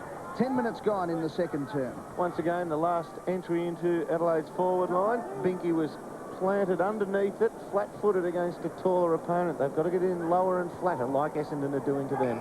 Bombers have had a third man up all the time. Free kick goes to Biglands. Go long. Rashudo. Bassett has run off Lloyd. Takes the mark. He goes, looks up. Binky provides the lead. Needs to mark it and does. Good play, Brian Binky. The flattest ball they've kicked in there, and they get a mark out of it. 55 out. Off one step, kicks it to the front of the square. Looking and hoping, and the Birdman provides the required man. Takes the mark. Beautiful play. And there's no doubt that was set up, Gary. Yeah, it was a much better forward setup. And Ryan Fitzgerald is a player that's been moved out to centre half forward, and he actually provided a really strong lead. Didn't get the footy, but opened up the space behind him for Benke, and we're able to go long to this break. Burton kicks the second in a row. Don't tell me. He has kicked it. He has kicked it, hasn't he? He has.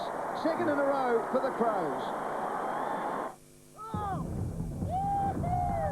Covered with your choice of mini M&Ms, Nestle Crunch, or even Cadbury Flake Pieces, get into the real dairy ice cream of my KFC Avalanche today. All she was worried about was losing her rating 1. Held a rating 1 for the last 3 years and your insurance company wants to take it away? Call Omi. They'll give it back.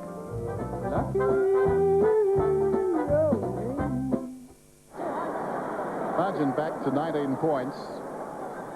See that mark taken on the edge of the goal square? All the Bombers still knew Adelaide go long into their forward line when they can, and they all congregated. It was a massive pack still. Biglan's up very high, knocked it down. Rashida couldn't complete it though.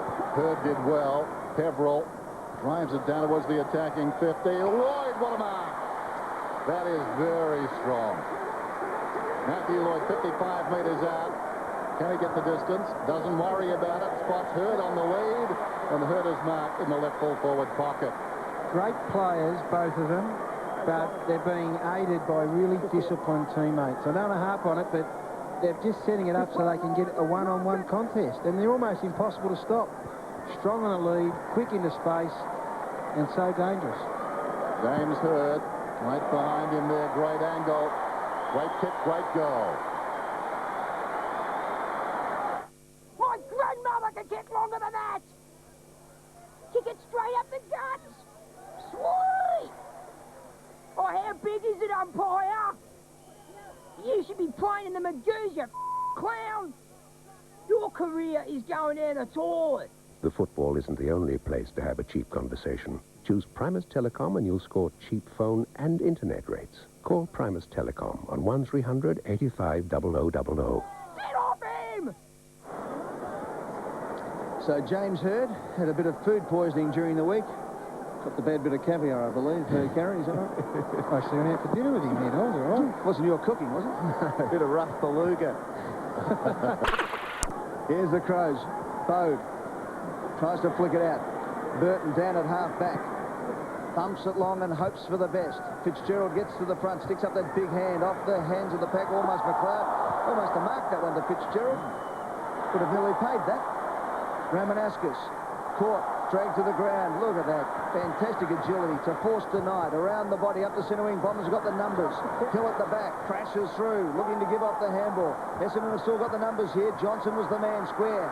He gets the ball, looks up and sees two teammates. All he has to do is get it onto his boot, and he does, to the centre of the ground. Hurd's there. Out comes Lloyd.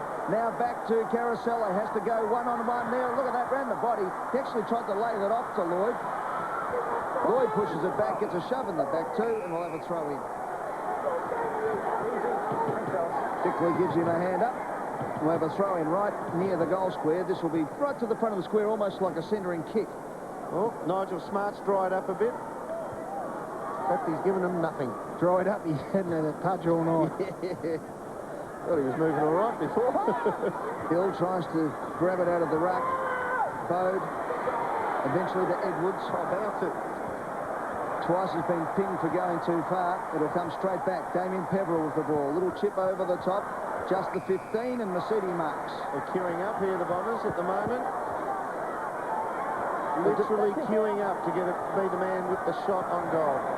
Look at this. Peverill just kept running and gets his own kick back. 10th possession for Damien Peverill coming up. Yep. He's kicked one goal. If Gary Ayres was composed at quarter time, he'd be seething right about now. They are queuing up, and you've got your way here, Guess. Smarty comes to the bench. Yeah, well, here's a sniff. I don't mind betting that all the focus was on Hurd and Lloyd, and then just Peverill sneaks into that gap. Peverill with that left foot kick comes in and misses to the near side, 1 point. Total possessions, 98 to Essendon, 99 to Adelaide. The tackle count is 28 Essendon, double that of Adelaide's 14. They're winning more contested ball as well, Essendon. Just straight through the middle of the ground, goal to goal in that area, that corridor. They're just chewing up Adelaide at the moment. The Dons are winning everything in contested areas. Biglan's was up, off hands, close to the boundary line. Edwards can't keep it in. Just repeating, Andrew McLeod on report, and we believe Nigel Smart as well. No influence tonight, McLeod. 9 possessions. Interesting, looking at his record, 9 career goals against the Bombers, never more than 2. Well, they need him now. Tossed in right on the 50. Bigland's missed it. Mercury falling to the ground. Mercedes got it away. Smothered off the boot of Blumfield. Ricochets across to Perry. Perry did well. Rashudo showed too much of it to Johnson. Mercedes tried to go across to Forster Knight. Chopped off by McLeod. Not a crowd favourite. Kicks inside the 50. Jacobs is up. Angles the punch away. And it goes out of bounds. Boundary throw in. Bombers lead 26 points. We saw coming back after the quarter-time break a number of smothers from Essendon, and that's what they've done, I reckon. Yeah. They've just smothered Adelaide in more ways than one tonight. It's closed them down. I reckon Bungie McLeod's safe if Philip Matera can get off. I reckon he's a Monty. Charles Manson be a chance. You're having second thoughts now. Johnson finishes with Rashudo from Bickley. High ball. Jacobs punches to the pocket. Kane Johnson throws it on the boot and misses to the near side. Getting plenty of it, Kane Johnson. Certainly their best player. Just lost in the mix-up, isn't he? Each team has one player getting lost in the mix-up. Kane Johnson for Adelaide, and also Jason Johnson for Essendon through the middle's getting a bit of it as well.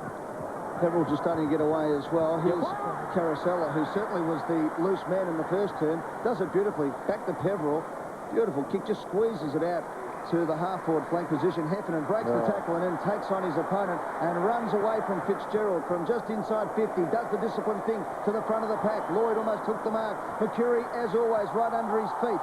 Handballs it back. Oh, this is John Cock. Getting the handball out to McLeod. Beautiful kick. Here come the Crows on this occasion. It's out to Stevens. Stevens looks up. Nothing but red and black in front. Only one person to hit, and he couldn't do that. As Welsh headed for the boundary line, will have a throw in. They're very predictable. Adelaide inside 50, and the ball coming in from the wing is very predictable also. Essendon just have to play a man apiece, and they can just force the leading player out to the wing.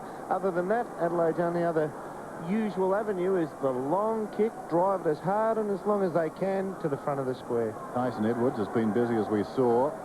Hill directs it down. Johnson again to Welsh, close to the boundary line, pulls it around the corner, bounces off the chest of Will Rashudo and goes out of bounds. He actually leads very well as a full forward, Rashudo. He might be a good match. Just smothering and tackling and shepherding. Essendon have laid 10 shepherds, or made 10 shepherds for the night. Adelaide have yet to lay a shepherd. Tells a bit of a story. Hill in front. Bigland's from behind. Johnson again.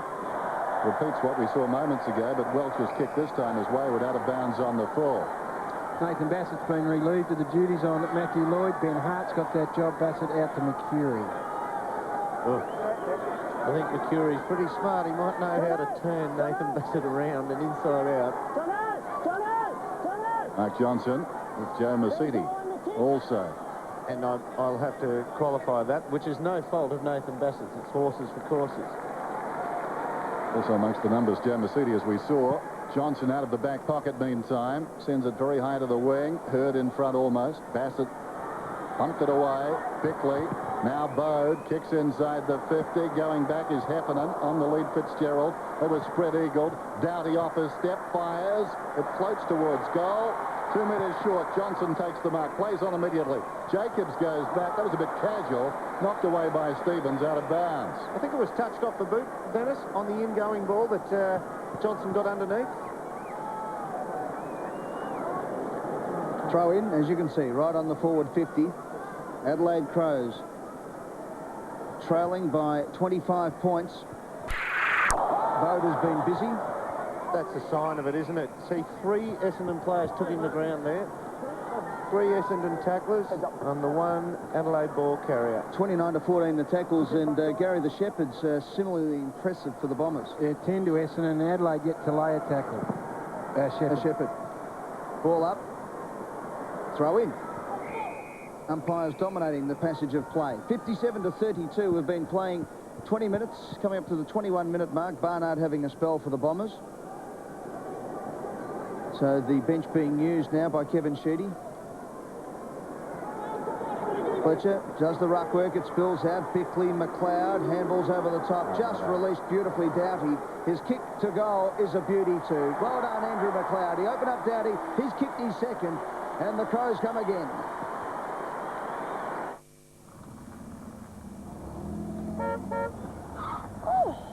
Look what we've done to the place, Ma. Look how we've doubled the space. Good on you, son. We tried to do it ourselves. But we needed some help. Done well. And we got it all in might of 10.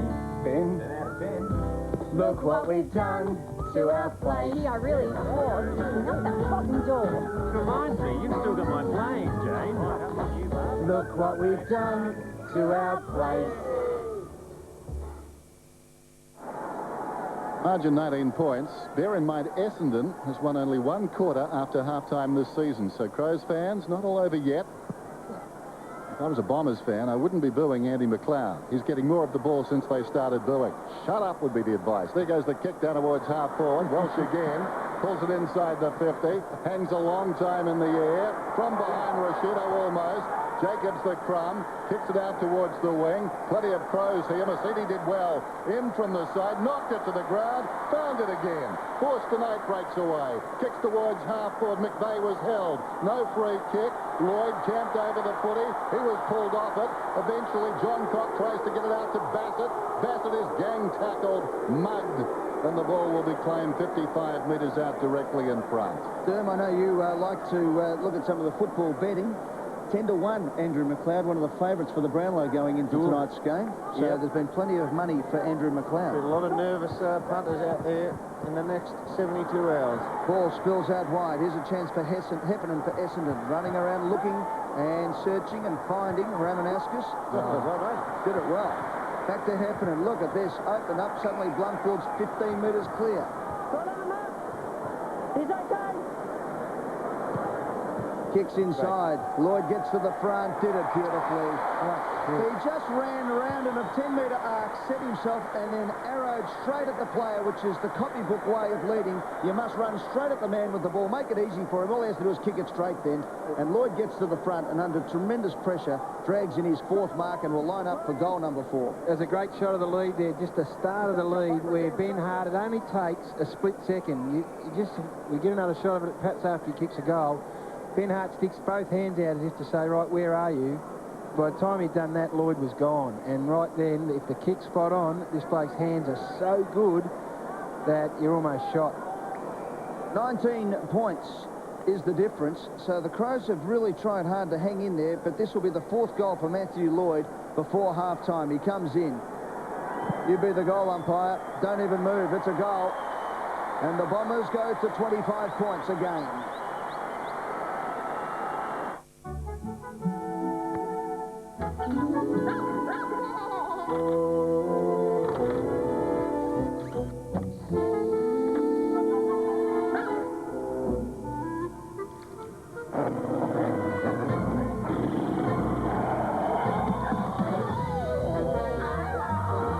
The Duracell Alkaline Battery, long-lasting with lots of bite.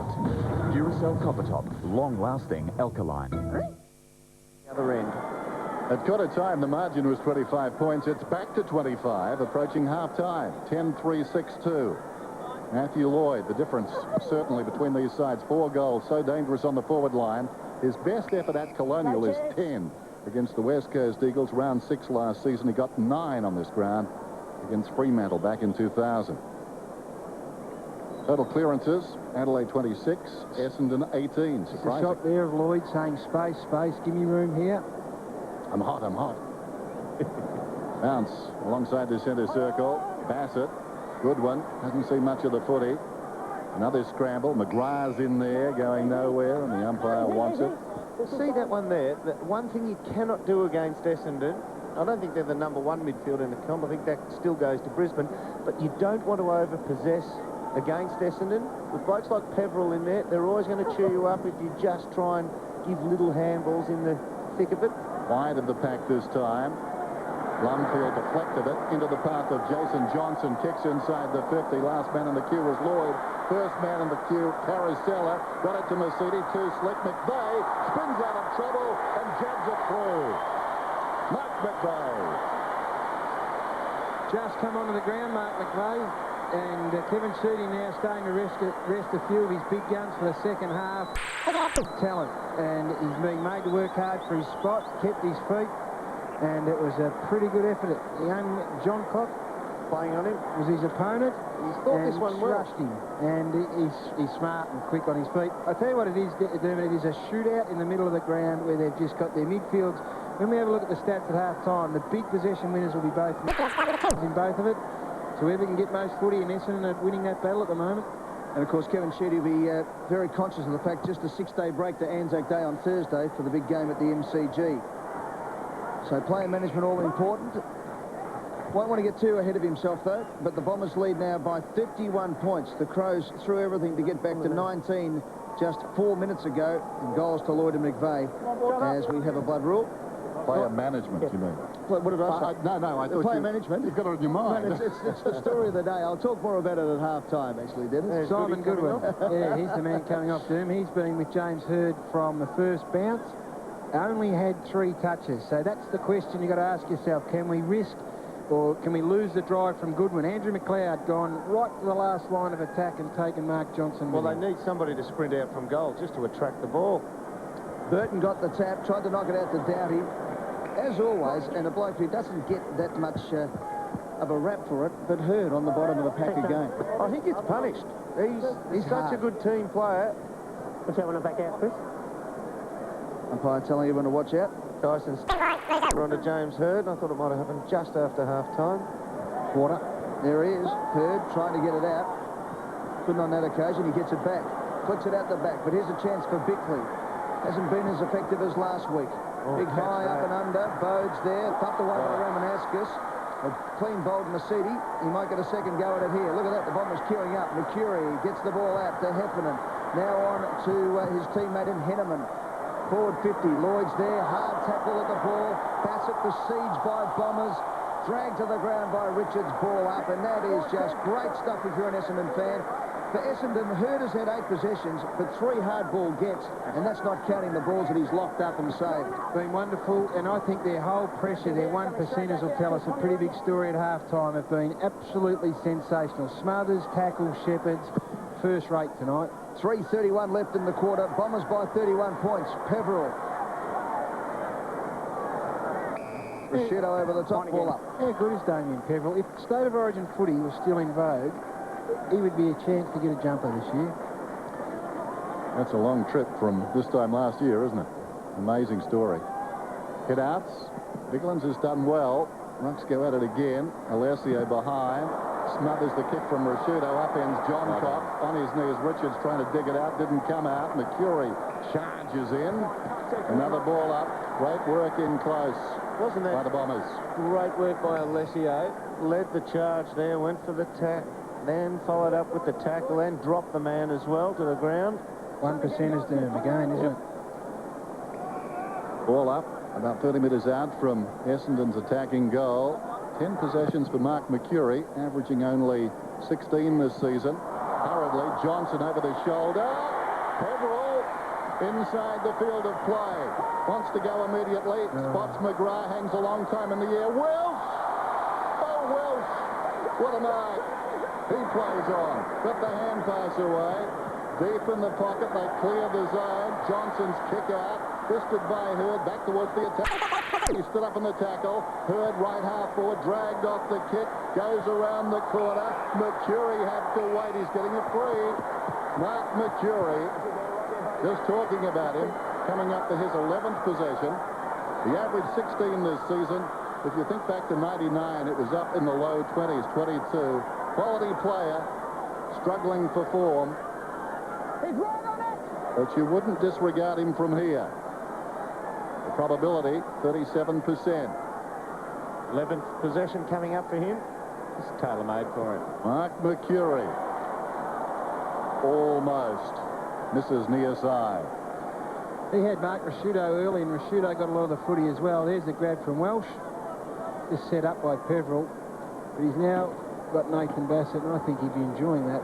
Mark Mercury. Oh, that hurt. That was an absolute screamer. It won't hurt when he looks at the video and that for the next 25 years, I can tell you, dude. Beautiful play. It'll be on a wrapper of something, sir. Oh, great stuff. Clark on the ground. Johncock gets the ball out, and the mark has been taken by Doughty. Yep, you see how static they are going forward. It's take the mark, a hard-earned possession, look up, where can we go from here? There's been good Dowdy. His 10th possession, kicks it inside 50 to a pack of about 20 players. Jacobs was optimistic, got the ball out to Henneman, back to Jacobs, and have a look at this. Everywhere you look, it's red and black. Beautiful kick out in front of his teammate, and running onto it is Jason Johnson. In the back pocket, he'll square it up to his Bomber teammate, Mark Johnson, and namesake, McCurry, to defensive 50. Mark taken there by Forster Knight. Come back. 7th possession. Just holding it up. They're aware that it's close to close to half-time, so no need to be extravagant. Now they break. Johnson with patience, looks up, kicks long. It was an ordinary kick. Lloyd at half-forward, almost on wing position, slaps it back close to the boundary line. McGrath and Bassett. McGrath does well, gets underneath him. Ball stays in play. Bickley for the Adelaide Crows. Last chance for Adelaide before half-time, but it spills again. Lloyd won't give them a chance. Richards hard at the ball. Finally it comes out, but only as far as Jacobs. And it'll be a margin of 32 points at half-time, and the Bombers will go in pretty happy with that, as Heffernan has the ball on the siren. Well done to the Bombers. It was a good quarter. They led by 25 points at the first break. And at the second, it's Essendon 11-4-70, Adelaide 6-2-38. And the thing that's impressed me most, and there's been a lot to love about this first half of footy from Essendon, is their work rate. I think that's the thing that Kevin Sheedy will take out of it. Gary, what about McLeod going back to full forward, as he did? He was just starting to get some touches, the booze. I wonder how he was going in terms of his physical rate. Dennis, he spent a lot of petrol. Didn't seem to have the runner come out to him. I reckon he self-imposed that one. Just needed a breather. All right, well, we'll go through everything. There's been a report, of course, McLeod reported for charging. And we'll take a break and come back with not only Gary and Dermott, but Sam Newman at half-time. Plenty of... with the resignation or sacking of the Executive Director of the North Melbourne Football Club, Michael Easy. We'll go through all that and more when we return. This is Friday Night Football. Essendon 11-4-70 lead Adelaide 6-2-38. You're watching AFL on 9.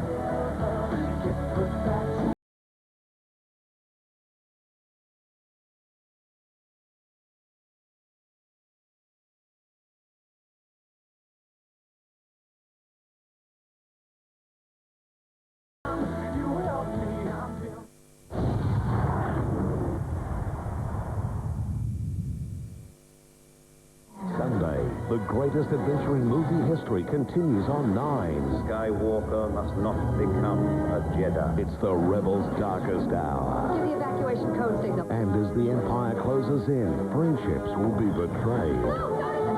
We're trying to save Han from the bounty hunt. The digitally remastered epic with all new footage. That's impossible. No, it be true. Star Wars Episode 5, The Empire Strikes Back, 8:30 Sunday on 9.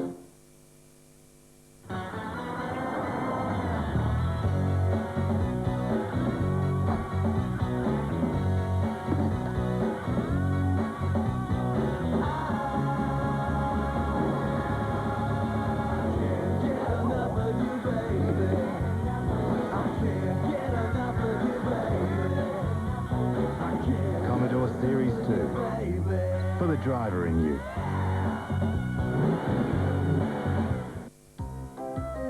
I had a customer bring in a leaf one day because she wanted paint of the same colour. Took a bit of work, but we created the colour she wanted. I had a customer bring in a whole door and slap it down on the counter right in front of me. I had a woman with a daughter who wanted to paint fairies all over her bedroom. Her mother wasn't happy. We found the answer with a decorative fairy border around the top of the room. When you need advice on painting and decorating, talk to the people who care at a Solver Decorator Centre. Problem solved. This day, my army of fellow knights will echo in history. It is our sworn duty to defeat tyranny. Remember then what we are fighting for. Are you with me? Are you with me? Looking for extras? Then look no further than McDonald's, because when you buy a McValue meal, you can choose up to 6 extra items for only $1 each. It's value with extras. Did you hear about Rod and Diane? They're finally tying the knot. No, they've had to pay back all that money. Didn't tell Centrelink they were living together. Really? You did tell them when you moved in, didn't you? To keep the social security system fair, you must remember to tell Centrelink when your circumstances change. If you don't, you may be overpaid and you'll have to pay the money back. Hi, can I speak to someone about changing my personal details? Support the system that supports you. Authorised by the Commonwealth Government, Canberra. Adelaide Bank's variable rate home loans have a very low rate and absolutely no application fees. But hurry, offer ends May 18. So call 13 22 20 today. Radio Rental 17-hour super sale starts midnight tonight, Prospect store only. 20 only X-Rental DVDs, $299. 8 only X-Rental Hi-Fis, well-known brands, $299. 10 only X-Rental automatic washers, just $399. 25 only brand new LG videos, $156. 12 only brand new LG 68cm TVs, $681. And heaps more. Radio Rental super sale starts midnight tonight, Prospect store only. Radio Rentals, we know our bargains. They made a promise. You're a good boy. 7 friends together till the end. Well, guess what? Only 7 are left. I could easily go tonight. So could he. So could she. So could he. Or maybe even... Stress. There's a bit of tension. Mateship or money. What's it gonna be? Our target has changed. In the end, there can be only one. So it's all happening. And don't forget to find out how you could win $500,000. Survivor, 8:30 Wednesday on 9. This AFL coverage is proudly sponsored by Mitre 10, Duracell and Carlton Draft, official beer of the AFL.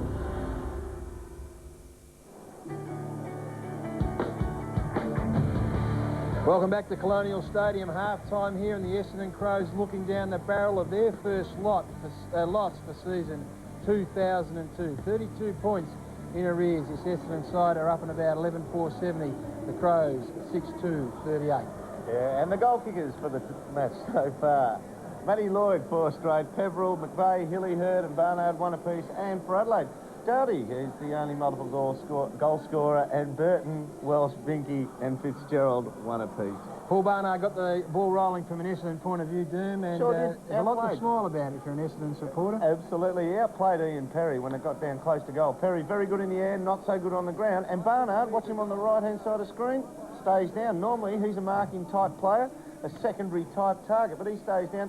Essendon just get a lot of easy goals. Well, they appear easy. See, here standing out there thinking the opposition have got it, but because of the good pressure in the middle of the ground, they just chew you up in the middle of the ground, Essendon. Ball gets turned over, it comes back his way. Watch this one, accidental kick by Bode. And who does it end up with? Blake Carousel, and now he does not miss those. Does it too often for it to be a fluke, and again, they're just a class side. They've got options all over the ground, and they share the football so well when they go forward, and you're able to bring McVeigh off the bench and do something like that. It's always a pretty good sign. Yeah, absolutely. Now, Matty Lloyd's had a good match. 4 goals so far. Oh, he has, and it's just great to watch him play, I think, when he's on song. He creates so much space, and they've been disciplined enough to give him plenty of room, and this is the joy of him. He can use his hands there just at the right time, and he knows how to get there. You see James Hurd coming into shot as well. And again, they understand him so very well. You just saw Ben Hart look one way, and by the time he realised Matthew Lloyd was gone, and marking in that situation, I mean, hard to get a fist on it. There's about 15 men inside the 50 as well. So to find that, you see how many foot paces he took. He took about 12, and to find space in that quick a lead, it's an amazing trait to have as a full forward. Well, it is, but it also happened for James Hurd in that second quarter as well. You mentioned that. Matthew Lloyd was the man who had the footy, and we get a great shot here. This is how disciplined they've been able to be. They can still keep that much of the ground open for someone like a James Hurd to lead into. He can go to the front, middle or the back. And Simon Goodwin, well, he works as hard as any player, but when you've got some space like that to lead into, I think it's been so impressive the way they've gone forward. Absolutely. He does work as hard as any player. There's only one bloke that worked a little bit harder than him then, and that was Hurd. Exactly. Beat him to the front. The 1%ers are... We showed in the midfield matchups there how they smothered everything. They're pulling down tackles, 2 or 3. Look, 2 offending Essendon players at the ball carrier there. The smother there by Hilly. The run-downs from behind. Ruckman smothers, full forward tackles. I mean, it's all over the ground, isn't it? Absolutely. They're just chewing them up in the middle of the ground. And if their forwards were able to hold the ball in, I reckon Adelaide would be a chance, but they've just been eaten up. Top 2 here. Tackles, 38-19 in favour of Essendon, and Shepherds. I mean, they are looking after one another here, and perhaps on the other side of the coin, Adelaide just not protecting their own men enough. Total of the 1%ers down the bottom there, 53 for Adelaide and a whopping 84 to Essendon. So they're doing all the hard things as well as the skillful things. And they're up and about in the rooms at half-time here. 32 points up. We'll take a break. Sam Newman to join Eddie Maguire. You're watching.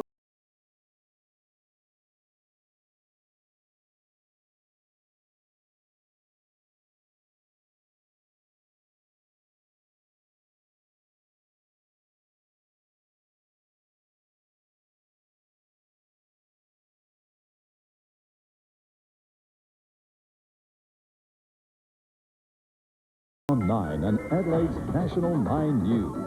It's a whole new ball game in 2002. We bring you more than just the game.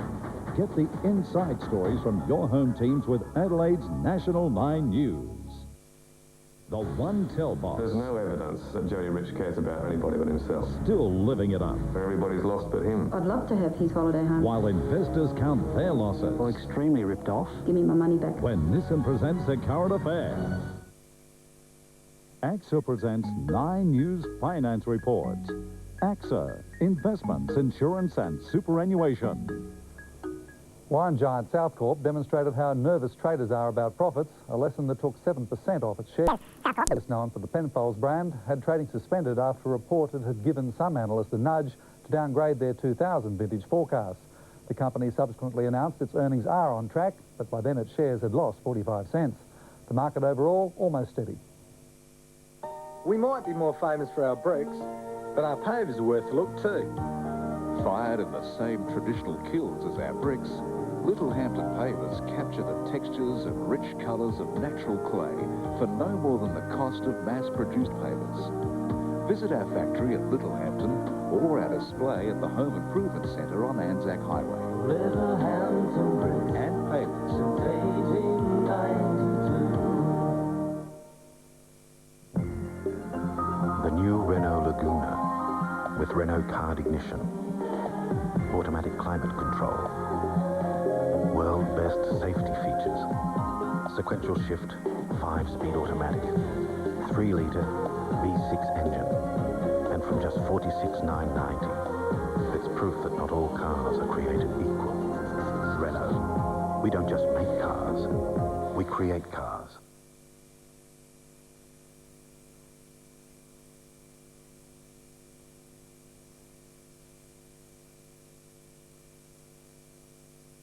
Myland Office Furniture have the biggest selection of new and used computer desks in town.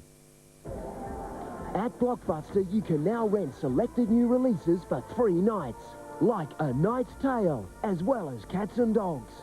Take home 3 night new releases and make it a Blockbuster night. Sunday football hits the spot for exciting team clashes, all evenly matched for victory. At 1 o'clock, Port Adelaide and Carlton. Then at 4 o'clock, Geelong and St Kilda.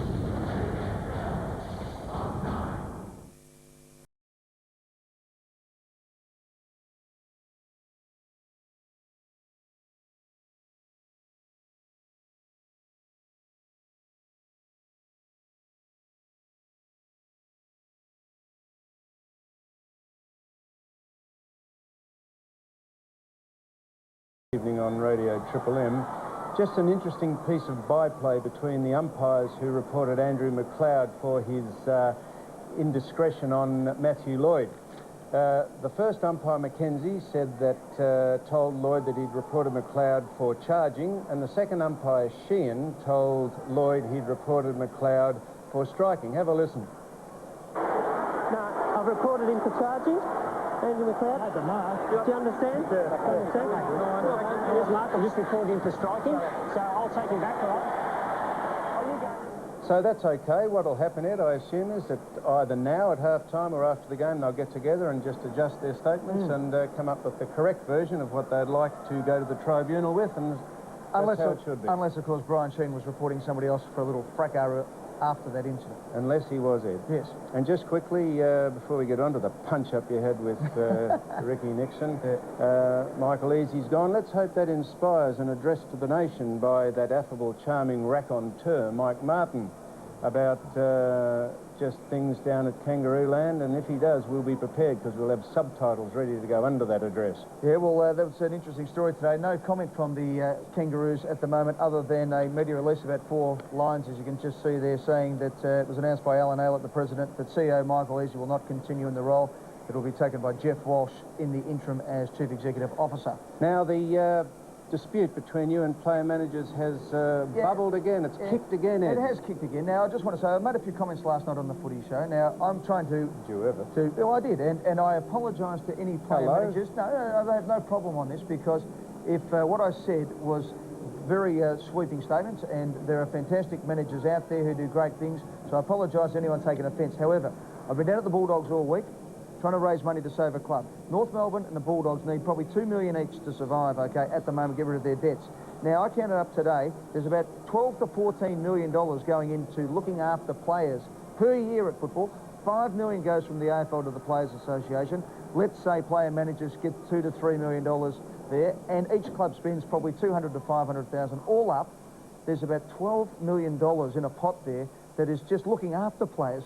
The point I was trying to make last night, and probably did it in a clumsy manner, was that I think we're tripling up on this. Yes, there is a role for player managers. Yes, there is a role for the Players Association, and most definitely the clubs have got to look after their own players, but we're doing it 3 times. I think we need to set up some lines there so that we can work this, because $12 million a year to make sure that players are brushing their teeth is far too much. I'd rather it go into their pockets or go back to the clubs and keep 16 teams alive. Can you save the world, Ed? Why don't you let the managers do what they do and you look after what you do? No, well, I think at football club level, we need to find out where all the money's going in football. There is so much money. Clubs should not be going out of business. We must go through it with a fine-tooth comb, and that's what we'll be endeavouring to do. But I do apologise to any player manager who took offence. Did you apologise to Ricky Nixon? I said I was sorry if he took offence. I think that's a first, Rick. I think that's an absolute first. No, that's all right. I have no problem. And just in, I don't know what time or day it is over in Adelaide, but it's going to be a long night for them over there. Yeah. And the only thing that might save Adelaide in the second half might be rain. There's a roof. It was a joke. Back after the break.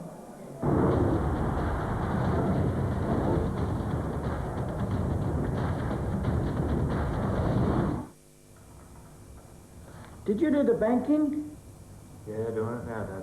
This news break is brought to you by Bank SA Business Banking Online. Good evening. 8 people have been hospitalised with food poisoning after a salmonella outbreak at the Cooperage Bar and Grill restaurant at Glenelg. Another 21 people were also affected. The restaurant will remain closed until it no longer poses a threat to public health. Now, Gambia trucking magnate Alan Scott says his business is sound, despite claims that his company has been swindled of $20 million. Company executive Dennis Telford is the man at the centre of the allegations. And Salisbury Council inspectors are hunting 2 Rottweilers following a vicious attack on a woman and her dog. Would you believe a word this lunatic says? You must think I'm crazy, huh? Starring Mel Gibson, Julia Roberts. That's what they want you to think. Conspiracy Theory, Saturday on 9. How crazy is this? Australia's #1 Telstra mobile phone retailer, Crazy John's, is clearing thousands of mobile phones over 3 crazy days or until stock runs out. How crazy is this? Become a $60 member and LG's DM510 is yours free. Become a $40 member and LG's DM120 is yours for absolutely nothing. You'll also receive half-price call rates, double monthly bonus credits and 3 free accessories. Crazy John's not only connects you to Telstra, but gives you better deals than Telstra. That's why we're Australia's #1 Telstra retailer. So hurry in, don't miss out. Mine's got 16-inch alloys. So it's mine. Mine's got a factory aluminium tray. Well, mine comes with air conditioning. I bet yours didn't come with over $2,200 worth of extras. No. Mine came with over $3,000 worth of extras. Series 3 Falcon Tradesman at SE Utes. The deals are unbelievable.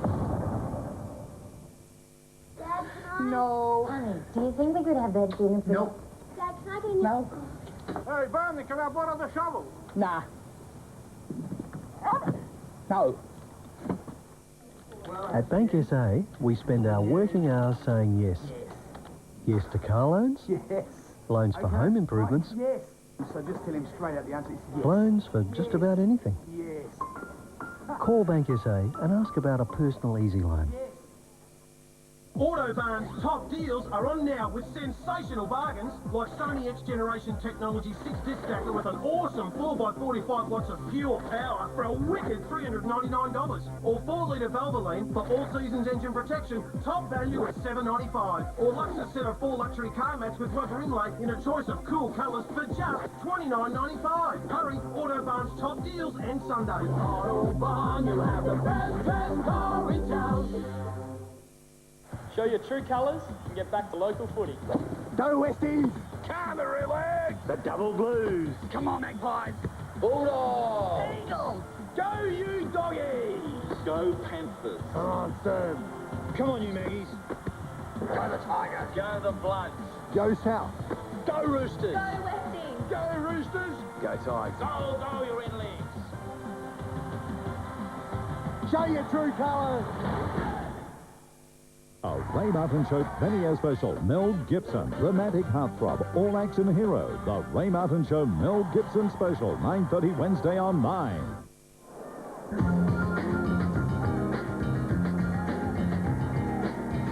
Welcome back, half-time. Essendon 70, Adelaide 38. Quickly to Tony Jones. He's got the update on the reports. Thanks very much, Eddie. Just spoken to the umpires at half-time. We can tell you that McLeod has been booked for charging Lloyd, Biglan's for striking Mercury, and that's what the 50 metres was paid for. Okay, and that was the striking element of the report, so we thought it was smart. It's, in fact, Biglan's.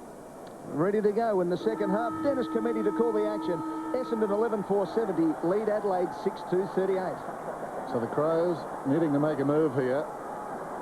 Clark and Hill this time. A few hills to climb. Clark does well initially, knocks it down hurriedly down towards the attacking 50 by Burton, chopped off by Jacobs. Playing short across the half-forward line, Adelaide. Mercury, Peverill's on down the ground. He's got it now. Peverill, the defensive side of right centre wing.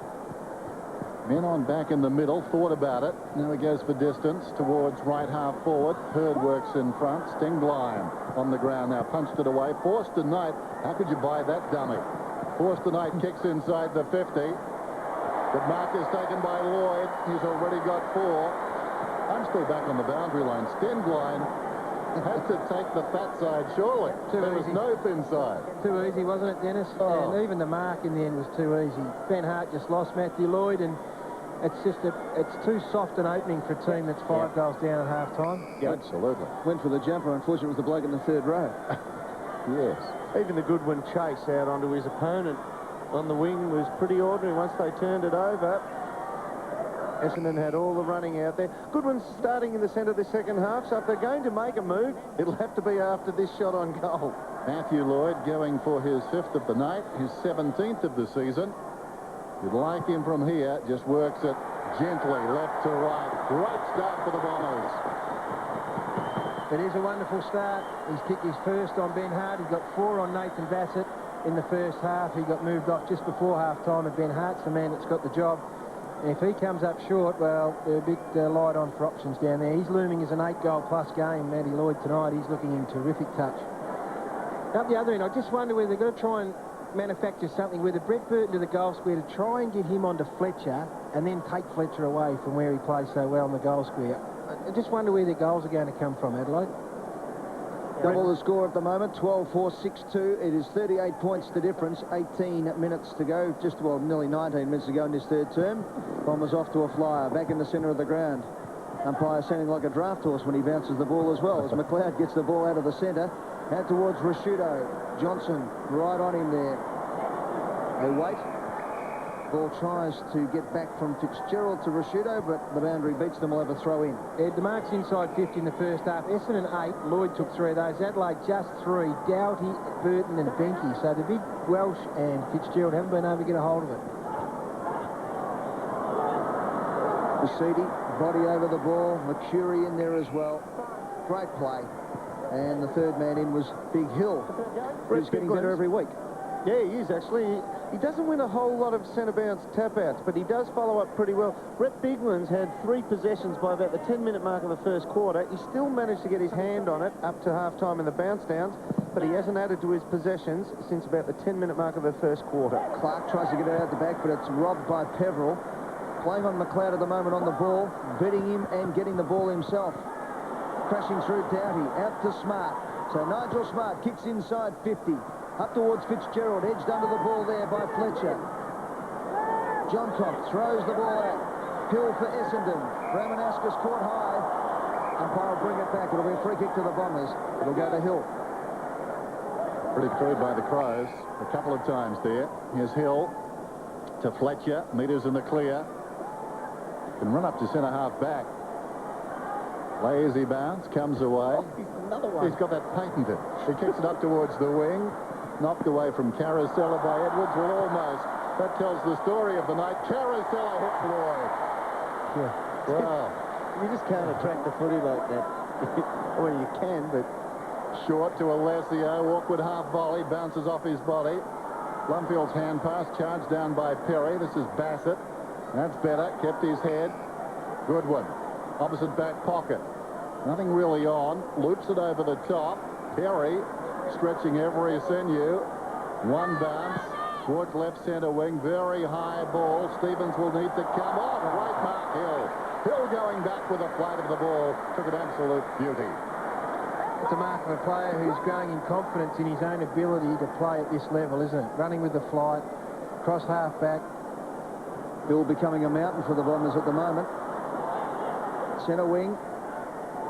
And the Crows are just starting to look like a team going through the motions. Well, they've got to swing something. Ryan Fitzgerald kicked the first goal of the game, I think, from memory, from a lucky free kick, and hasn't had another kick since.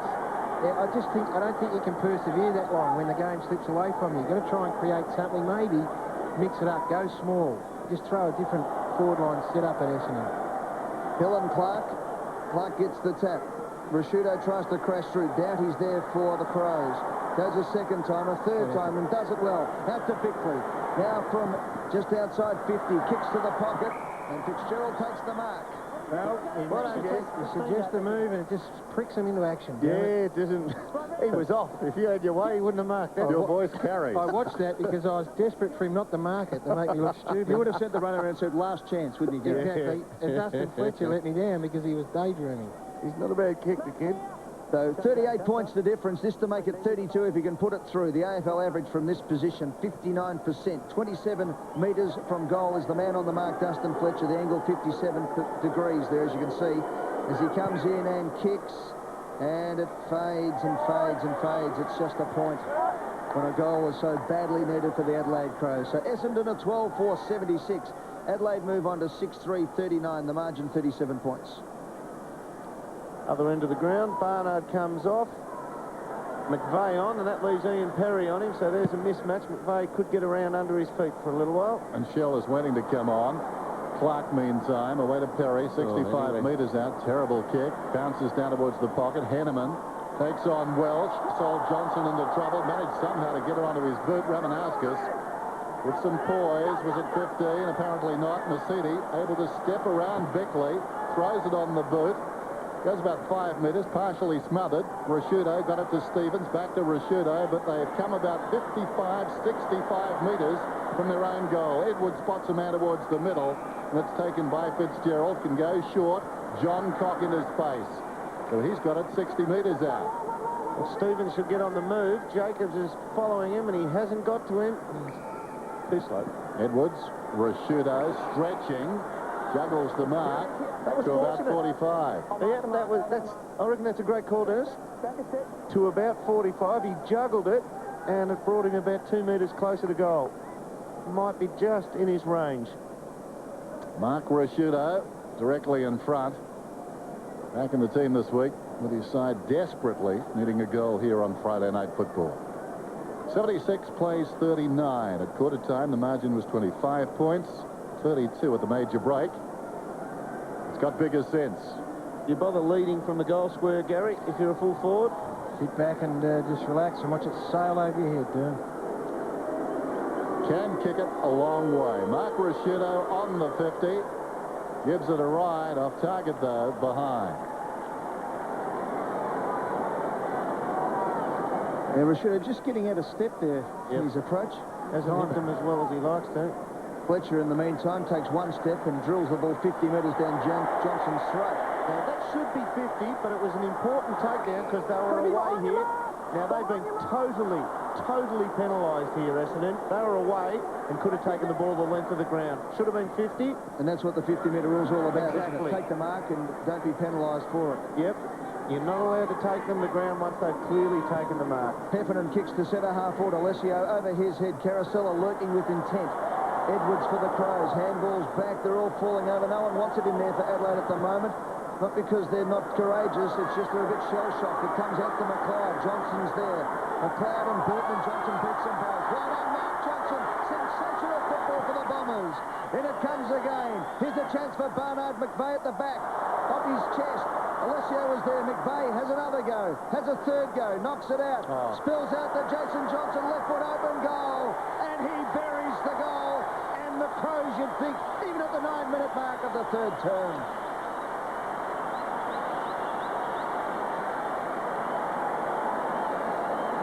Well, it's the Johnson and Johnson show, Dermot, because it started right out here on the wing.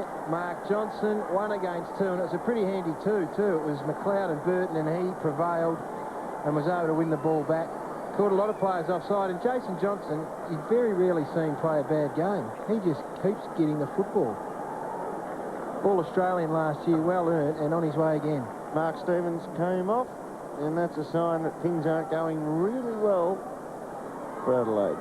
Shell gets his first run for the day for the Crows. Last 3 times that these teams have met, Essendon have won by 48 points, 48 points and 49 points, and now we're at the 42, Dennis.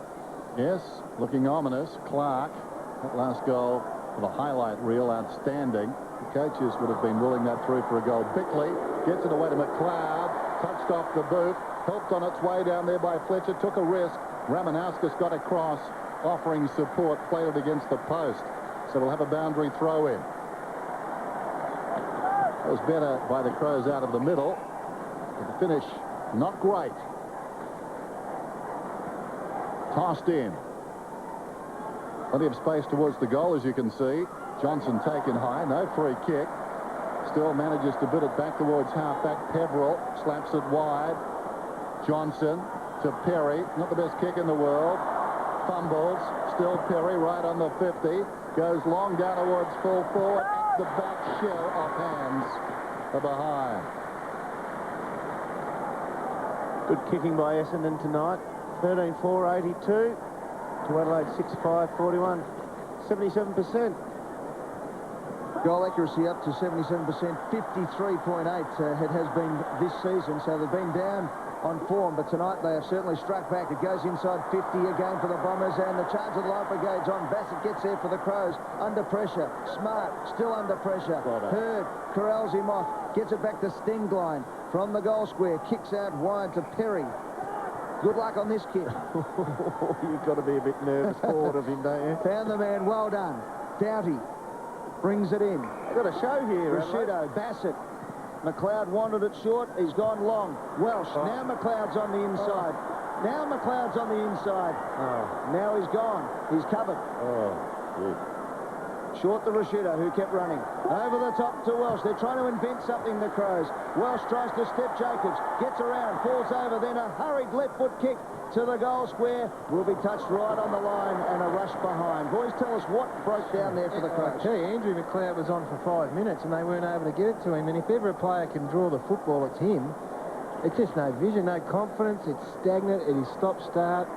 You just know if it was an Essendon player looking for McLeod, they'd have found him and had a look at this. How about that? Into the rafters on the outer side. That went adjacent to the centre circle. This is Bickley lacking support. Blumfield stood up in the tackle, jarred out of there. Edwards trying to clear a path. Likewise Smart, slapped forward eventually by Bickley. Well worked by Johnson. Got it to Perry. Kicks inside the 50. Awkward half volley for Welsh. Comes to Goodwin. Goodwin lines up and gets a belated goal. Hard work.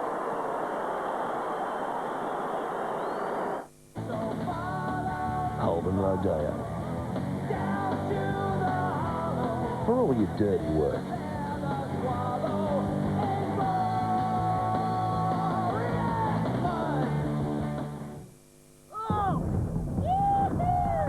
Covered with your choice of mini M&Ms, Nestle Crunch, or even Cadbury Flake Pieces, Get into the real dairy ice cream of my KFC Avalanche today. Yeah.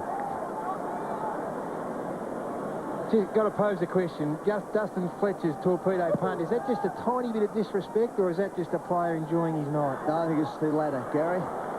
Bit of He both. backs himself in. Bit of both. He's trying to be disrespectful to the opposition too, I think. Look at that, Hurd. No disrespect there. He just beat them for class and ability at the carousel. Now Mercury taps it over the top. It's party time for the Bombers. Peveril on the left kicks his third. That's disrespectful. That's wonderful.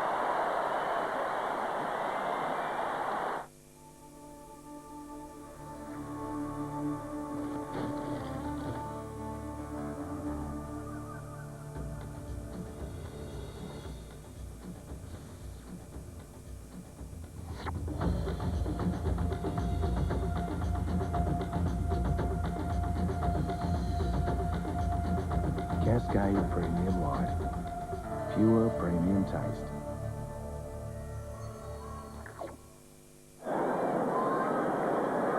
Margin 40 points. 14-4, 7-6. In danger of becoming a rout. Third term from Colonial. Friday night football on Nine's wide world of sport. Pushing it through the pack there, Carousella. Stenglein smothered off the boot. That's been a characteristic of the Bombers tonight. That time it was Hurd, but there's going to be a free kick. Goodwin will get it at the base of that pack, wasting no time. Rashudo cruises past. Probing kick inside the 50. That's better. John Cock on a searching lead. Something different, at least. Inside forward 50. They're less predictable. And look, he presented the footy beautifully then. John Cock, he's played a lot of his footy apparently up forward. He was good in the back half a couple of weeks ago, but at least there's something different that Essendon have got to think about. Graham Johncock started on the bench. That's his task. Kick from inside the 50. Should get it. Touch and go, just tailing off to the right. Behind. Can't buy a break at the moment. We might have Dustin Fletcher taking a shot this time. Line it up. Spreads his own, doesn't it? Oh, here, look how far they are out now.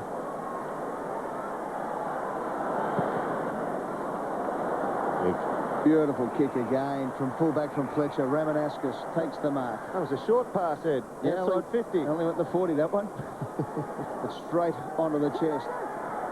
Mercedes had a good night, brings it out. Essendon players just getting into the holes all the time. Mercury marks 5 metres clear again from a 40-metre kick. Once again, Heffernan marks. Bombers just holding up their kicks and hitting the targets. Plays on. Kicks inside the 50. That one's a shocker. But it just shows you for the Bombers tonight, even their shockers come off, and there'll be a throw in at the forward 50. The stats are pretty damning with Adelaide at the moment.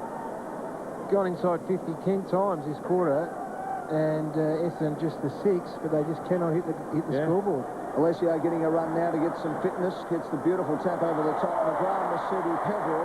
I said he kicked 3 before. He's kicked 2 goals, 1. This is his chance for his 3rd goal. He's 45 metres out by the time he takes his kick directly in front. Putting his hands up for votes.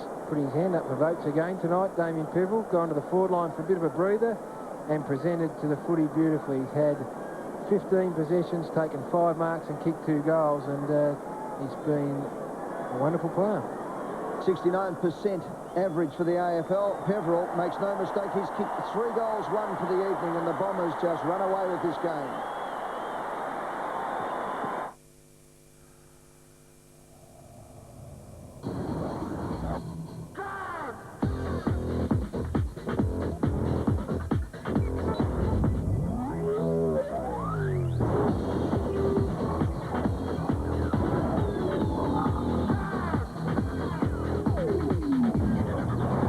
Introducing the new, more powerful 2.2-litre Astra SRI.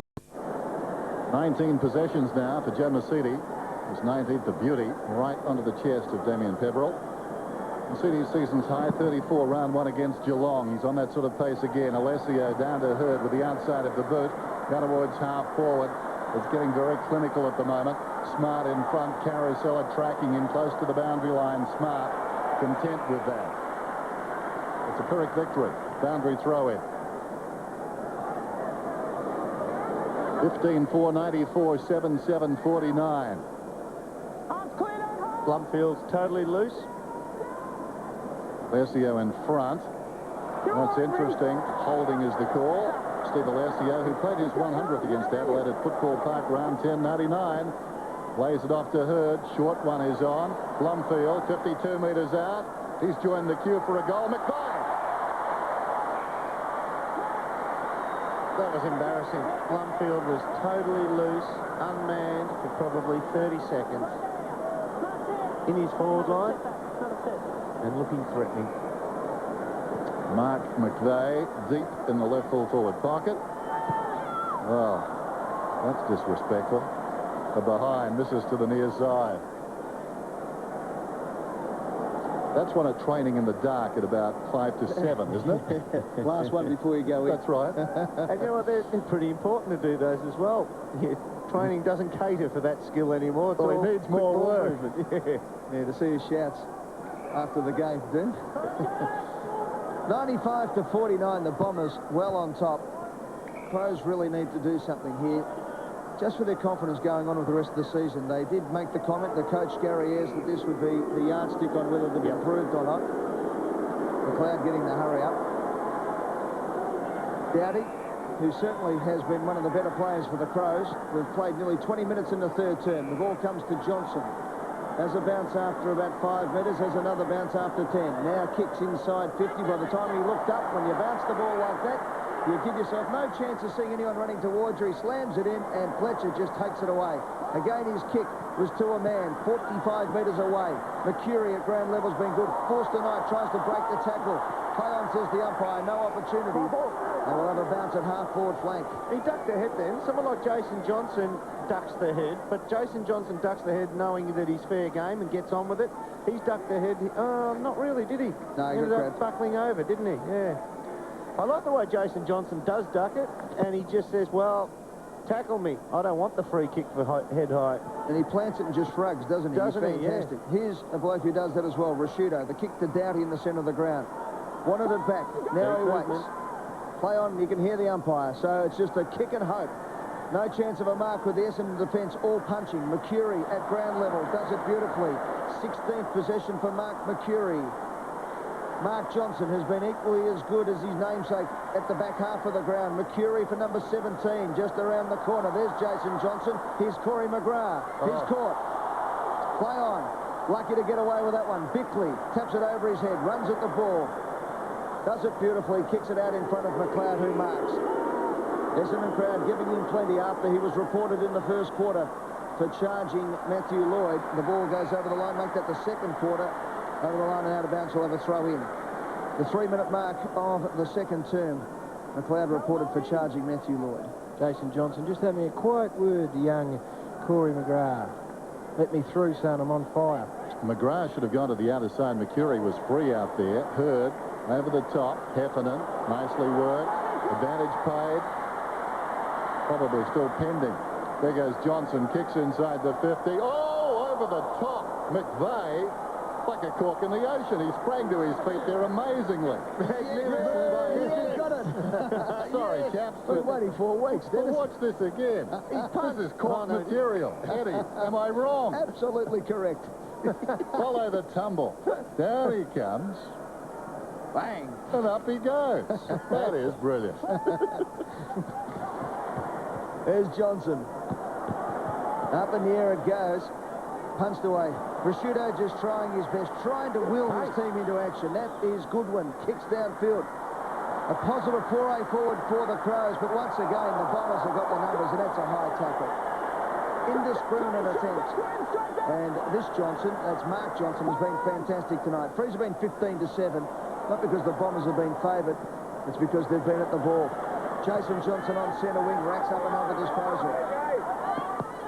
Lines it up and kicks it inside to Forster Knight. 18 touches for Jason Johnson again. Inside 50, Lloyd sets himself, got nudged under the ball. Umpire said, you've acted for that one. It falls to the ground. Here's Carousella, back to Hurd. Hurd looks up, just kicks around the corner. Look at that, that is magnificent. Well, if the other bloke had the cork, that is the champagne, because that is absolutely champagne football. Hurd to Lloyd, two of the greatest plays you'll ever see. 7th mark tonight for Matthew Lloyd, and he lines up for goal number 6. They are two of the greatest you'll ever see, and one of the reasons is his work rate, Matthew Lloyd. He loves a goal so much in the correct sense of the word that he just keeps presenting. If he doesn't get it, he goes back. He has another crack. If he doesn't get it, he goes back, and he'll keep having a go. And that's what you want from your forwards. You want them hungry enough to keep presenting to the footy. That's what didn't happen up the other end, or isn't happening for the Adelaide Crows forwards. They're giving one lead, and that's enough. This bloke will keep going. 476 career goals, 86% probability from this angle. And that's fantastic percentage, because this is where a full forward should be getting his kicks. He comes in and splits the middle again. He is a superstar, Matthew Lloyd, and so too is his captain. Bombers on fire. My grandmother can kick longer than that. Kick it straight up the guts. Sweet. Oh, how big is it, umpire? You should be playing in the Magoos, you clown. Your career is going down the toilet. The football isn't the only place to have a cheap conversation. Choose Primus Telecom and you'll score cheap phone and internet rates. Call Primus Telecom on 1300 85 0000. Get off him! Just a wonderful kick by James Hurd. He took something off it so that Lloyd could separate from the man that was marking him. Just poetry. 16-5-7-7. Alessio, interesting. Stenglein boots it down towards half forward. Touched. Play on the call. Welsh goes again then. Stenglein once more. Chips it out wide. Burton going back, takes the mark. 60 metres out. Running the clock down to three-quarter time. That sort of night. Goodwin slipped over. Hurd didn't. Comes away with the footy. Right half back. Probing kick up towards the wing. McGrath couldn't hang on. Could have been pushed in the back. Bickley kept it alive. Mercury running into some form. Held it too long that time. Stenglein will get the free.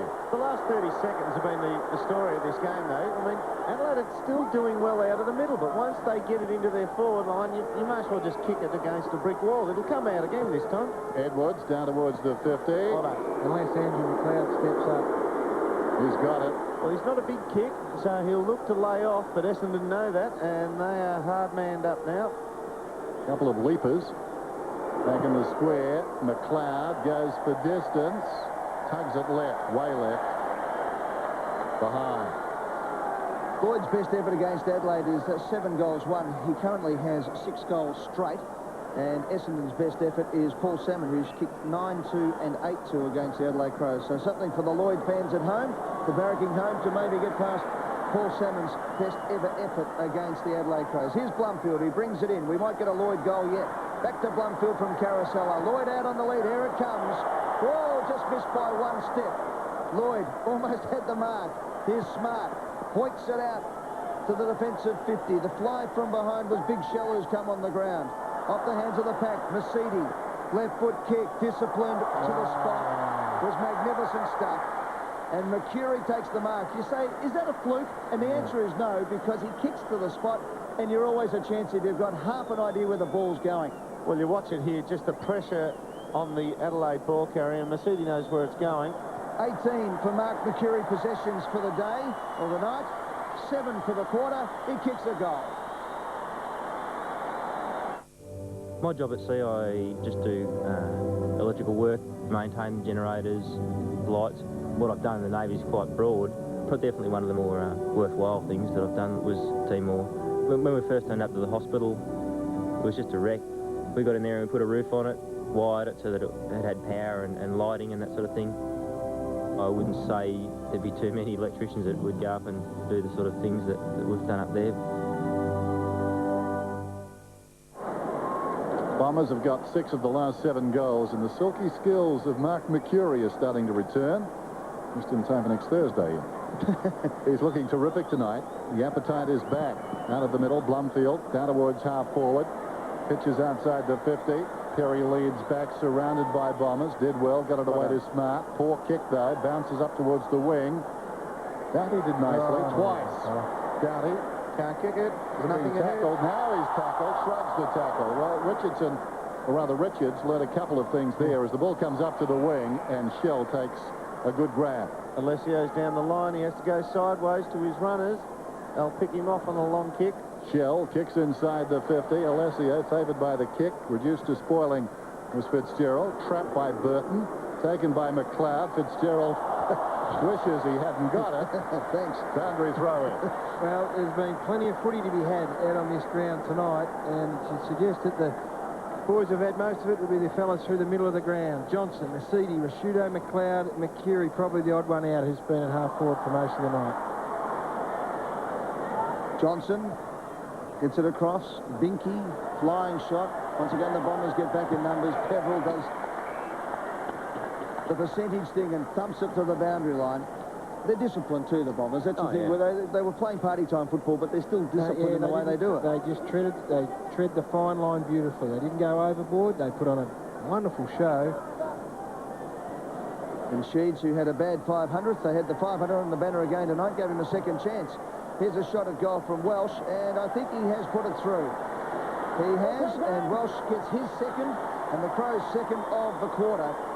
And the Bombers now lead 17-5, 107 to Adelaide, 8-8, 56. The margin 51 points as we approach the break with 37 seconds to go for three-quarter time. I think what Gary Ayres would want in this last quarter coming up is that they've got to put some pressure on Essendon. No one would dare suggest they could win, but I think the lack of pressure out of the middle of the ground particularly and up forward has been the disappointing thing. 212 touches Adelaide have had to Essendon's 204, so they're winning plenty of the footy, but their pressure tonight has been the thing that's disappointed me, and I would suggest would have disappointed Gary Ayres.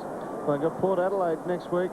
Adelaide, do you actually look for the positive in the last quarter, Gary? Or do you try and rest your superstars, which are going to win you a game next week? You just want them having a crack, do you? Margin 51 points. Good one out of the middle. Got it from McLeod. The mark is taken by Carousella. Half-time, the margin was 32 points. Carousella wants to go. Plays on. Comes across the ground. Blumfield. The runner inside, Ramanauskas. Mercedes, been very busy. Back to Blumfield. He's on the wing. Next link in the chain could be James Hurd, running hard across the ground. It goes in that direction. He's drawn a crowd, and the good mark is taken by Perry. Needed to hold it because wider of the pack, plenty of Bombers. Perry to Edwards. Clock running down, three-quarter time. And Essendon with more power in that term, bouncing back after their loss in round 3 to Brisbane. In grand style tonight to please that man. Coaching game number 501. He was coaching 14 years before Adelaide existed. Not the city, but the club. 17-5 to 8-8 at three-quarter.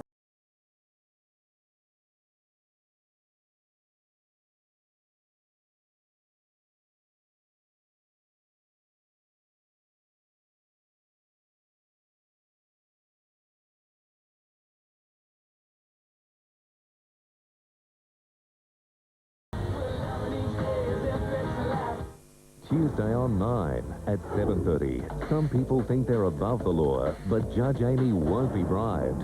Will her courage cost her life? All new Judging Amy at 8:30. Someone was poisoning your husband. Who's guilty, the wife or the secretary? Covered for his mistresses. Why did he need mistresses? Ladies, don't go there. CSI at 9:30. Don't miss the 100th episode of Stingers. We've lost communication. Get down! 3 dramas back to back. Tuesday on 9. For years, the paint industry has been trying to nail a problem. To come up with a washable, flat finish that won't show shiny spots. Guess what? Problem solved. New Solver Maxi Wash Washable Flat. It's as flat as a tack. Right now at Repco, we have some great motoring and touring bargains. Like our massive range of tools priced to clear starting from only $5. Make night driving safer with these Nava Ultimate driving lights for $145. Rejuvenate your car's colour with T-Cut Colour Fast Polish just $19.95, and at $199, this Karcher high-pressure washer, complete with Dirt Blaster hose and trolley, is great value. Visit your local Repco Auto Parts and Accessory store. There are over 300 Australia-wide. Call 133 227 for your nearest store. At Kmart AFL headquarters, this replica AFL game ball is just $24.99 each. And this adult half-zip polar fleece top is only $29.99. Save 10. Kmart is the home of low prices. The quick Pulsar sale ends soon. If you want the quicker, more powerful 1.8-litre Pulsar, you can still get $1,200 off the sedan or hatch. You also get air conditioning, airbag, keyless entry, CD player, and all for only $20,490 with air. Just try and find a better value 1.8. The quick Pulsar sale ends April 30, so you better be quick. Radio Rental 17-hour super sale starts midnight tonight, Prospect store only. 20 only X-Rental DVDs, $299. 8 only X-Rental Hi-Fis, well-known brands, $299. 10 only X-Rental automatic washers, just $399. 25 only brand new LG videos, $156. 12 only brand new LG 68cm TVs, $681. And heaps more. Radio Rental super sale starts midnight tonight, Prospect store only. Radio Rentals, we know our bargains. The Reverend R.A. Cal, author of the Kids Style Bible. Brothers and sisters, be not seduced by labor. Divest your body of corporatization. Get thee behind me, Lisbon. Unhand me, Massimo. Be not seduced by the cat. You are not a label. Come back to my style where you belong. Whatever you do, keep the hell away from Trim City and Westfield, Maryland. Saturday. You cannot have a grander garden plot. Find out the flower that's got Dot excited. And check out the fluffiest little dog. Absolutely fabulous, darling. Bert's Backyard, special time, 6:30 Saturday on 9. Monday, the big money continued to go on. You won $32,000. With not one win, but 2 in a night. Jeez, I'm going to get the sack the way we're giving away the money here. Join us for an all-new millionaire, 8:30 Monday on 9. This AFL coverage is proudly sponsored by Holden, Drive On, Amy and KFC.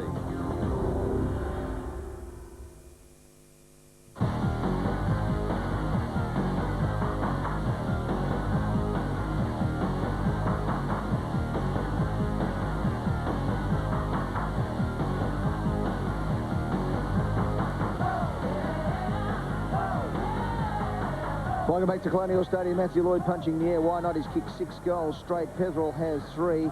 And for the Crows, 2 each to Welsh and Doughty. 51 points the Bombers by, at three-quarter time, is their second greatest lead over the Adelaide Crows at the final break. Their greatest ever was 99 points, around 14 MCG 1995. But given the fact that it was the Adelaide Crows going in undefeated tonight, that is a fantastic scoreline for the Bombers, with Matthew Lloyd kicking 6 goals and Peveril kicking 3. A new competition tonight, the Herald Sun Footy Trivia. Each week on Friday Night Football, we'll be asking you a Herald Sun Footy Trivia question.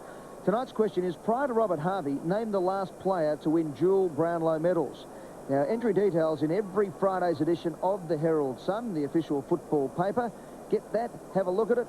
Weekly winners will receive 4 tickets to the grand final edition of the Footy Show, and as you know, they're hard to come by. And all entries go into the draw for the major prize, which is a magnificent Holden Severa. What a sensational car. So not only 4 tickets for the grand final edition of the Footy Show, but a chance to win a Holden Severa. I tell you what, it's line ball to see which one is worth more there, I can tell you. Let's go down to Tony Jones, who will tell us the truth. Yes, well, we hope so. Anyway, we've got Terry Danaher with us. He should know. Terry, the boys having an absolute night out. Well, it's been good. I think our midfield's work rate tonight's been spot on, and I think they've got it down. Our forwards are converting, plus they're also holding the ball in, so it's sort of helping our defence. So I just only can hope we can keep it up for the last quarter. Dermot was posing the question, do you rest some of the stars? Oh, well, I suppose the Anzac Day match is going to come around pretty quickly, but we'll see how we go. I think we'll keep them out there for the first 15 minutes or so, and maybe rest them late.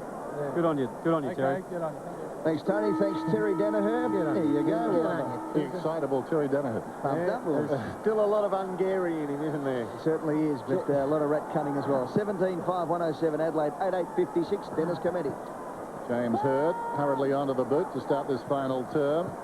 Heffernan, not his best effort. It wobbles inside the 50. Lloyd comes out with him Smart. Smart gets a fist on it, knocks it out of bounds, boundary throw in. Just having a look at the stat sheet, both teams have got 10 players with less than 10 possessions. Adelaide's have had no bearing on it, whereas Essendon's, 5 of them have spent more time on the bench, and the other 5 includes Lloyd, Hilly, and Dustin Fletcher. So even the blokes that aren't getting it are productive.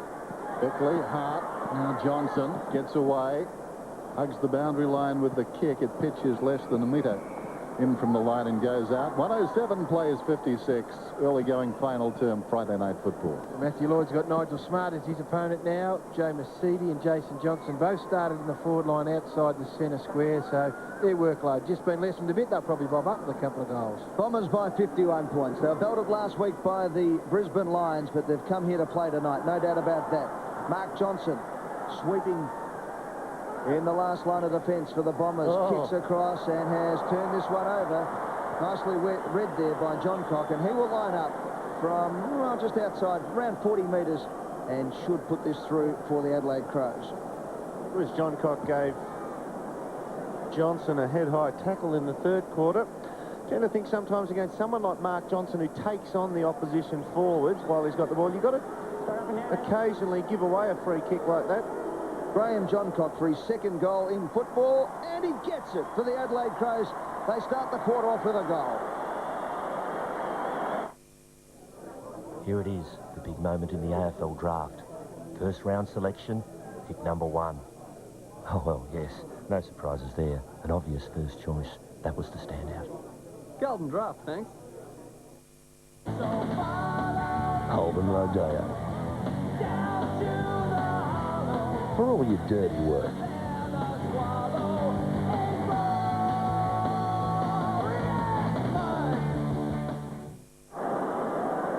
Bombers by 45 points. 18.5 minutes just to tick over till full time. Alessio getting some late work. Ball bounced away from him. Bigland's directed it down. Bode to McLeod. Stengline on the burst. Down towards right half forward. His centering kick. John Cock again. Way under the footy that time. Forced tonight. Tries to spike it into the path of Fletcher. Goodwin did well. Hand passes back intended for Shell. Well, Jacobs wanted it more, despite the scoreboard, and fumbled across the line by Ramanauskas. I know there's, bodies are defined in certain different ways, and they suit different courses, but Daniel Shell, on the ground, he turned like the Queen Mary then. And hats off to Graham McMahon and whoever else made the decision to come here for Essendon. 17 out of 18. It's a happy hunting ground. Absolutely. Johnson, interesting hand pass, effective enough. Carousella, deep in his own defensive area. Jacobs, now McGrath, or is it Heffernan? Heffernan's got the footy. They work it nicely at half-back. Alessio to Hurd. Interesting kick towards the wing. Pitches, runs on about 15 metres. Richards, Mercury, man on in the middle. Heffernan didn't go 15. Play-on's the call. Heffernan, with the Crows staying off him. He kicks down towards half-forward, charging up McLeod. Opportunity for Hart. Now Doughty. Bode. Yes, Doughty once more. Fattening his stats. Runs around the outer side. Probing kick inside the 50 at the opposite end. John Cock was up. It came back to him. Appeared to throw it out to Stevens, who throws it on the boot. How will it run? Gently across the line for a behind. You just feel so sorry for the Adelaide midfield. They are an exceptional unit. Essendon have played brilliantly in there as well tonight, but they get so much footy, there's nothing really to kick at. They've got their A-team on the ball at the moment too, Adelaide, so they might find a fair bit of it in there. Henneman overruns the ball. Stevens works it out for the Crows. Bickley, Hart, Rashudo. The old firm combining there for the Adelaide Crows. But Mark Rashudo is right out on the boundary line, more than 50 metres from goal. 21st possession for the skipper.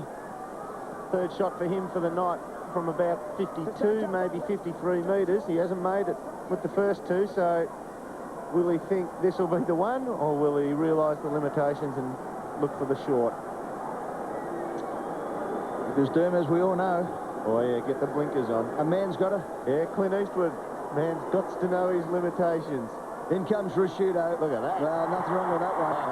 Right through the middle. He gets his first. Adelaide second for the term. Look what we've done to our place. Look what they've done to the wall. Bogged it up with lots of Polly. Got the right advice, saved doing it twice, and your help sure came in handy. Andy, no worries. Look what we've done to our place. Gee, I really swore sticking up that cotton door. Reminds me, you've still got my blade, Jane. Look what we've done to our place. That comes on Peverill. Marching back to 38 points. It was 51 starting this term, so they've whittled it away pretty quickly. 17-5, 10-9. One senses, though, the Bombers might throw the switch once more. Blumfield. Hurd did brilliantly, paddled it across to Reynolds, who kicks it down towards half forward. McCurry tracks it out towards the boundary. This will be interesting. Well, no contest. McCurry knocks it across the line in front of Bickley. It's a lovely situation for Essendon, bringing in these young players, giving them a couple of quarters, feeling good about their football. Young Reynolds will just be groomed as he goes. He'll make a few mistakes, but you know, you've got so much confidence around you. That's the story. You come into this side and you've got time and you've got great players to help you grow. You go into another one that's struggling and can have an effect on your development as a footy player. And you're 18 years of age, 19 years of age, and people are expecting you to win games for them. Exactly, and playing key positions and do the big jobs on big players. This young fella here is just going to find his way and find his feet for a couple of years. Perry's kick went out of bounds on the full. Reynolds kicks inside the 50. His granddad, 7 times best and fairest with the Bombers. Remarkable. Bickley wasn't 10. Doughty hugs the boundary line with a kick. He's a good user of the ball, Doughty. Forster Knights has done a terrific job on Brett Burton, who's been in wonderful form. He was great last week. I think his job has been commendable. Burton's kick to a pack, which has been the order of the night for the Crows as they go forward over the line out of bounds. We'll have a throw in on centre wing, out of sight of the ground at Colonial. Don't know if Brett Burton is running as hard as he did a couple of years ago. He's meant to be a superb endurance athlete. He was going all right last week. Tonight he's had the brakes on. I just think tonight, I saw a bit of last week's Derm and he covered ground beautifully. I've seen them play here as well a couple of weeks ago, but tonight I agree with you 100%. He has not covered the amount of ground that we normally expect. 11 possessions to him and Forster Knight 10. 40,322 in tonight at Colonial, a great crowd. The Friday night football, Masigi, Hurd, Jacobs. Great play, Carousel linking up. Just missed the target under pressure. Johnson ducked his head, copped it high, and then said, I'll just make my own luck. Peverill to Hurd. The Bombers rampaging forward. Hurd just hoiks it to the goal square, which way will it bounce through for a point. Hurd's kicked 1 goal, 1 tonight. I reckon they're glad he was crooked through the week. He's had about 20 touches. He's had a fair impact. Yeah, he certainly has. He's a great player. No doubt about that, James Hurd. Hassett squaring the ball out towards right half back. They're all inboard, the Crows. Doughty off his step. Johnson, who started so well, around the outer side, 1 bounce. Now nothing to go to.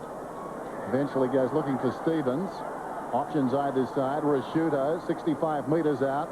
Long ball up in front. John Cock again. Could have almost got a free. Ramanauskas should have got one as well. Stevens comes through. Hand passes back towards John Cock.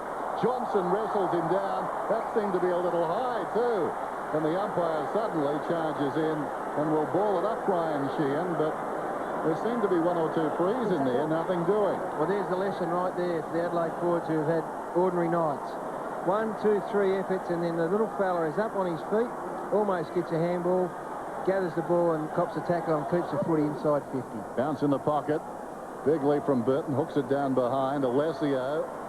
Only as far as McLeod. Carousel has got him, though. Good tackle. Brought him down. The City charges through. Tries to throw it across to Reynolds almost. Now McCurry. Peverill. Just with confidence, held it up over the line and out of bounds. Didn't really get a disposal on that, Damien Peverill. Yeah, what I was saying about Mark Johnson earlier, he takes on the opposition forward, so when they go to tackle him, and sometimes you've got to give away a short-term loss for a long-term game. There's the inside 50s there for all the top 5 on the ground. And I reckon in an opposition sense, you've got to take him on and head-high tackle him once, so he doesn't take you on too much. Bode.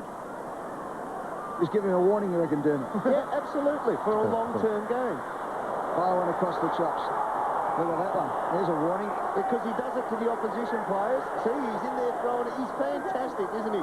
He's in there throwing his weight around now. And it's not all that much of it. He's a short bloke, Mark Johnson, but You've got to actually stand up to him, otherwise he'll dictate the terms. He's a fantastic player who gets in the mind, and somebody's got a bit of blood on him here. He gets in the mind of the opposition forwards. He takes them on. You've actually got to put him down once, I reckon, and make sure he doesn't do it again. Won't enjoy the blood with it. No, he'll dislike that. It's not like the old days of Tuddy, where you could push away the trainer and say, let it keep bleeding. Francis Burke had a broken leg one day and half his head hanging off and just moseyed on down to the forward line to kick a few goals. At Arden straight against the Kangaroos. The priest was following him around, giving him the last rites. The last rites. And he wouldn't come off. No. Over the days. Yep. Ball up. 15 metres out from the goal. Bigland's back on the ground. Fletcher thumps it through for a rush behind. They're miserly, the Bombers. They won't give you too much, will they? No. And Dustin Fletcher, I reckon 70% of his kicks tonight have gone left, but he's going to go right. But let's see if they go the whole journey into the forward 50 at the other end. Not this time. Not on this occasion. Knocked over the line and out of bounds. They had the numbers ready to go, but we'll have a throw in with the Bombers leading by 38 points, coming up to the 12-minute mark of the final term. This is Friday Night Football. Alessio has to wait. Biglands from behind did well. Welsh falling to the ground. Good one. Got a hand pass away. Rashudo spots a man on in the middle. Showed too much of it to Mercedes. Well, almost. Bickley arches the back. Stengline in the grasp. Moved it about 15 metres. Burton did well. Stengline. Welsh ran into a dead end. Jacobs did brilliantly on his knees. Feeds it out to Alessio. Over the top, Johnson. Pumps it away from Forster. It's out of bounds.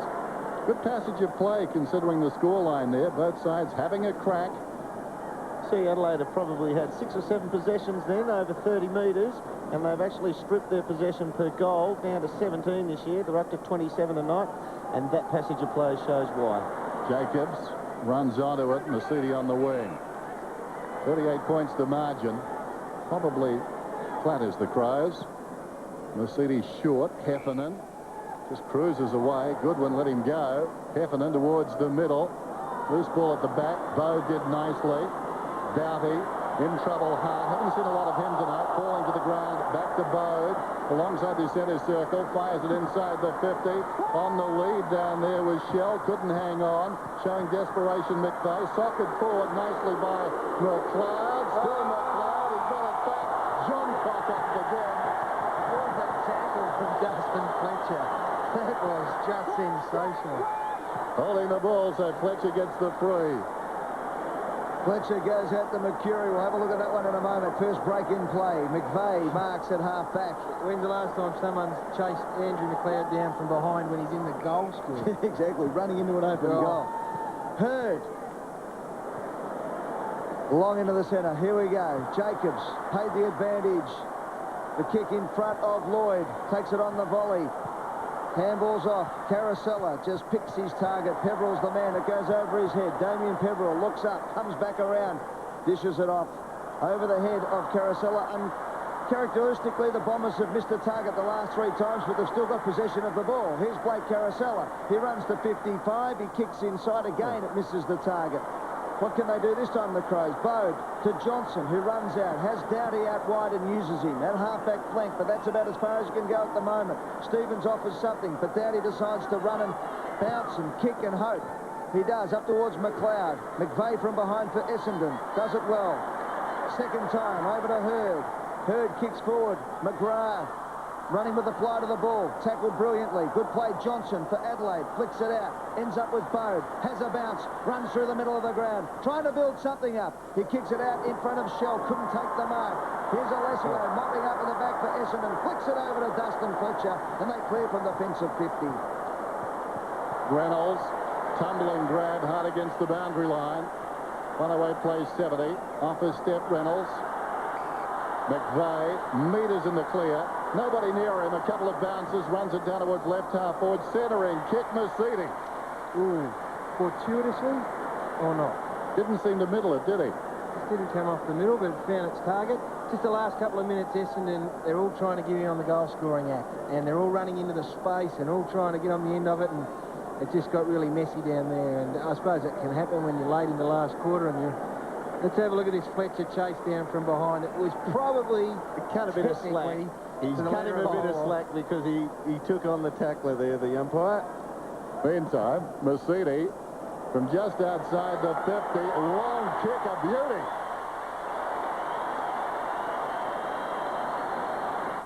They burst through the banner and out they come. A team of champions if ever there was one. And right behind them, yes, the driving force behind the team. It's just a perfect combination. Golden draft, thanks.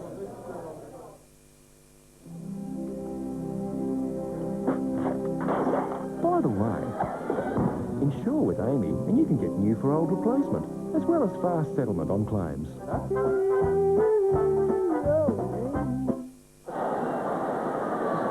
Back on live, and it's just as well because Dermot described the umpire as what?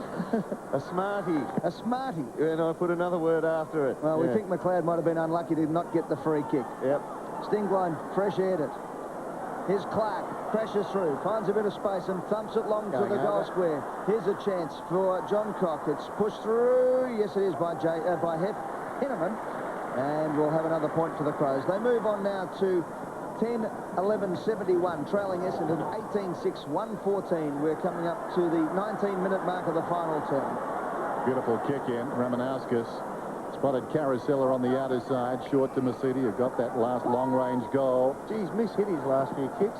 Carosella kicks inside the 50. Haven't seen a lot of Lloyd recently. Knocked away by Smart in front Heffernan. Mercedes got it now. Mercury wants it to the pocket. Not the best kick in the world, but as it turned out, the miss kick favoured Mercury, and Mercury is marked about 35 metres out, and he's walked a long way to his left. And umpire Sheehan having none of it. Well, we haven't seen much of Lloyd because that other great forward, Joe Mercedes, is just dominating. I reckon Joe's playing about centre-half forward and having a picnic at the moment out there. He's not running deep back, is he, at the moment? No.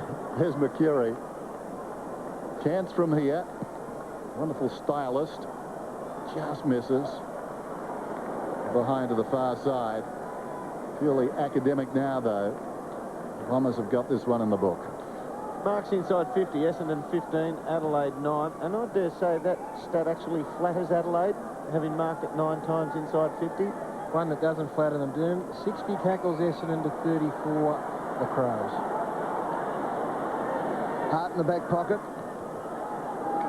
Just the 15, McLeod. Johnson for his 34th possession. Nice kick too. Marks taken there by Fitzgerald. That sums up his night tonight. Broke from the start. 6th possession. Kicked the first goal of the game for the Crows, and that's about it. He's stuck on centre wing with nowhere to go, so decides to kick it long. Just inside 50, and Rashudo gets to the front in front of McVeigh and takes the mark. Now, kicked one from similar position earlier this quarter. Mark Rashudo hoping to kick his second. 14 kicks, 7 marks. It's a good first game back from injury, Ed, isn't it? He's had a bad ankle. He injured his ankle here 2 or 3 weeks ago when Big Rhett Biglands landed on it, and that would injure anyone's ankle. But Mark Rashudo's worked his way into this game. Started well across half-back. 14-9-70 stats, 9 handballs for 23 total disposals. He comes in, bends it back. It won't quite make it. And Fletcher, as always, on the line, thumps it through for a rush behind. He's actually kicked a bit shallow tonight for what we're used to with Mark Rashudo. Quite a bit of jab in the ankle, too? Yeah, possibly. Well, it's just a week out. He might have just lost the timing of it off the boot. Huddle at centre-half back. First time for the night. Ramanauskas on the bounce to Johnson. They've worked it out of defence from these set plays very well. A couple of bounces. McVeigh doing some industrious shepherding as the kick comes back towards the middle. Not good that time. Hart. Rebound opportunity for the Crows. Stengline inside the centre square to Bode. Bode a little chip inside the 50. John Cock again. Well, it was at least open because there was the kicking zone and they all separated, spread and ran forward, Essendon. There's plenty of room for a full forward, no matter who it was, to lead into then, but it's a good, strong, hard lead. And I think opposition sides will try and get Dustin Fletcher out of that goal square because he just doesn't get beaten one-on-one too often. So I suggested earlier that maybe Fitzgerald could be a decoy, and this bloke now is lining up for his 3rd goal and a half of footy. I reckon Dustin Fletcher will be right out of there in a second. Kicks from about 45. Nice looking effort. I think he's got it. Something to celebrate.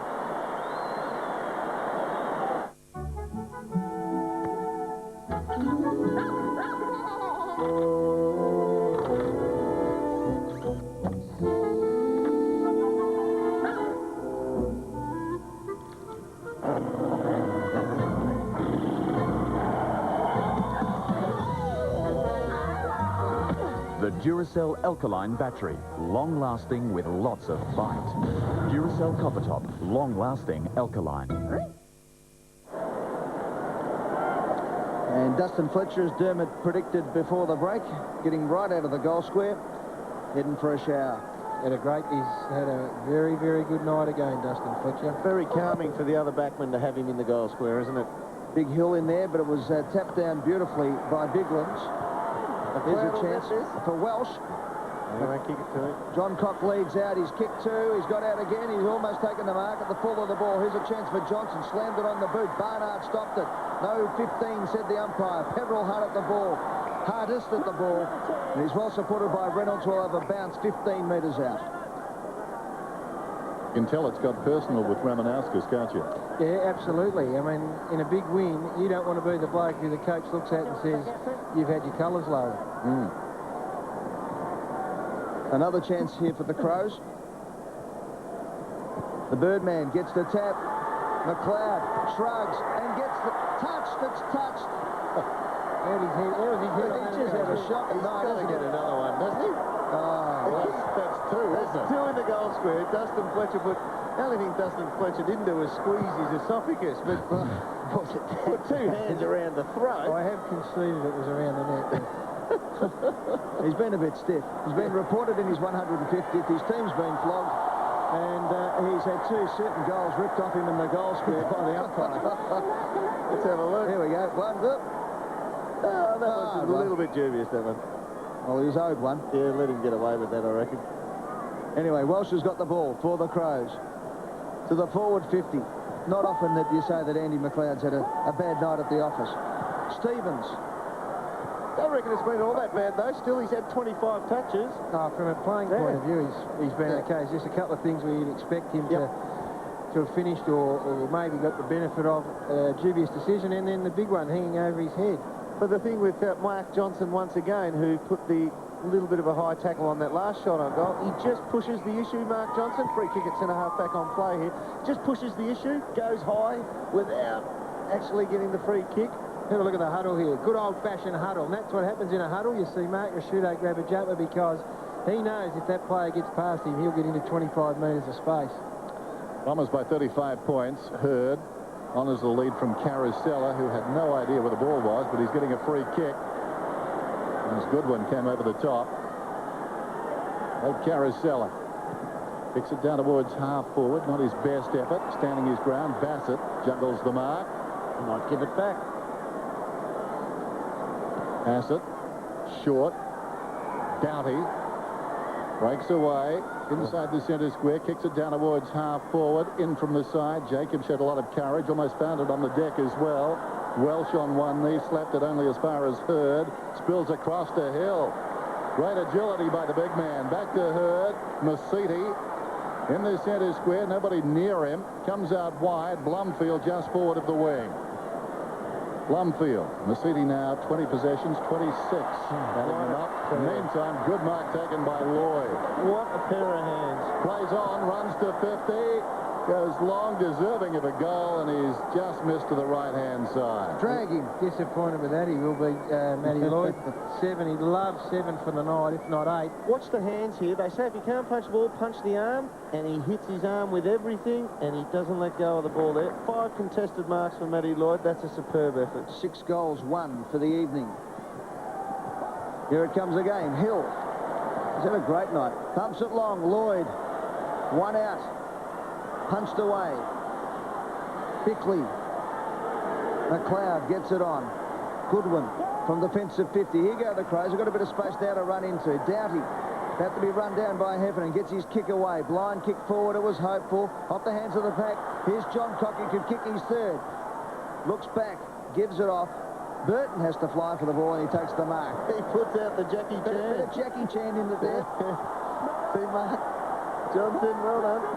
No, 15, play on. Prosciutto has to give it off to Goodwin from the standing start. He places away. It's a point. That's the 15-metre rule come into vogue there. Brett Burton couldn't believe it when he dished off then. Hill's possessions tonight, 10, 3 marks, 16 hit-outs. He's just getting better and better, as we keep saying. Ramanauskas spots Peverill. Blumfield is on for the next one. Well, Peverill, that was the idea. Out of bounds on the full. Not even close. First blue for the night for Damien Peverill. There was a great saying Alan Jeans gave to Rob Dippy at America once, and Peverill's such a fantastic player, could apply it. You're a good player, son, when you don't think you are. Which means just keep doing the hard things, what you're good at, and don't try and kick around corners or do anything like that. And he won a Brownlow, the big fella, for it. There's Boat on the outer side. Did Dipper win a Brownlow? You're not Yeah, just one. He'll tell you one half a dozen. What a star. Uncontested Hill. He was a star. And Peverill's got all the qualities to be highly noticed by the umpires. Hurd out of the back pocket. Blumfield, fingertips to it, couldn't hang on. McVeigh, Barnard. Peverill once more. Seen plenty of it tonight. McCurry towards half forward. Now Richards. Well, he could have run a lot further. Spots a man running back towards the square. McGrath. Now, will the mark be paid? I'm not sure. Yes, it has been paid. He didn't hang on to it too long. Comes back over the top to Carosella. Well, this is real garbage time at the moment. The player's not all that interested. The mark to stand to McGrath. That's it. Prosciutto off. Ted Richards, had he had the confidence, could have run well inside the 50. Probably gone to about 30 metres out and popped it through himself. Hasn't kicked one yet in league footy. McGrath should kick it. And he has. So it matters not in the scheme of things.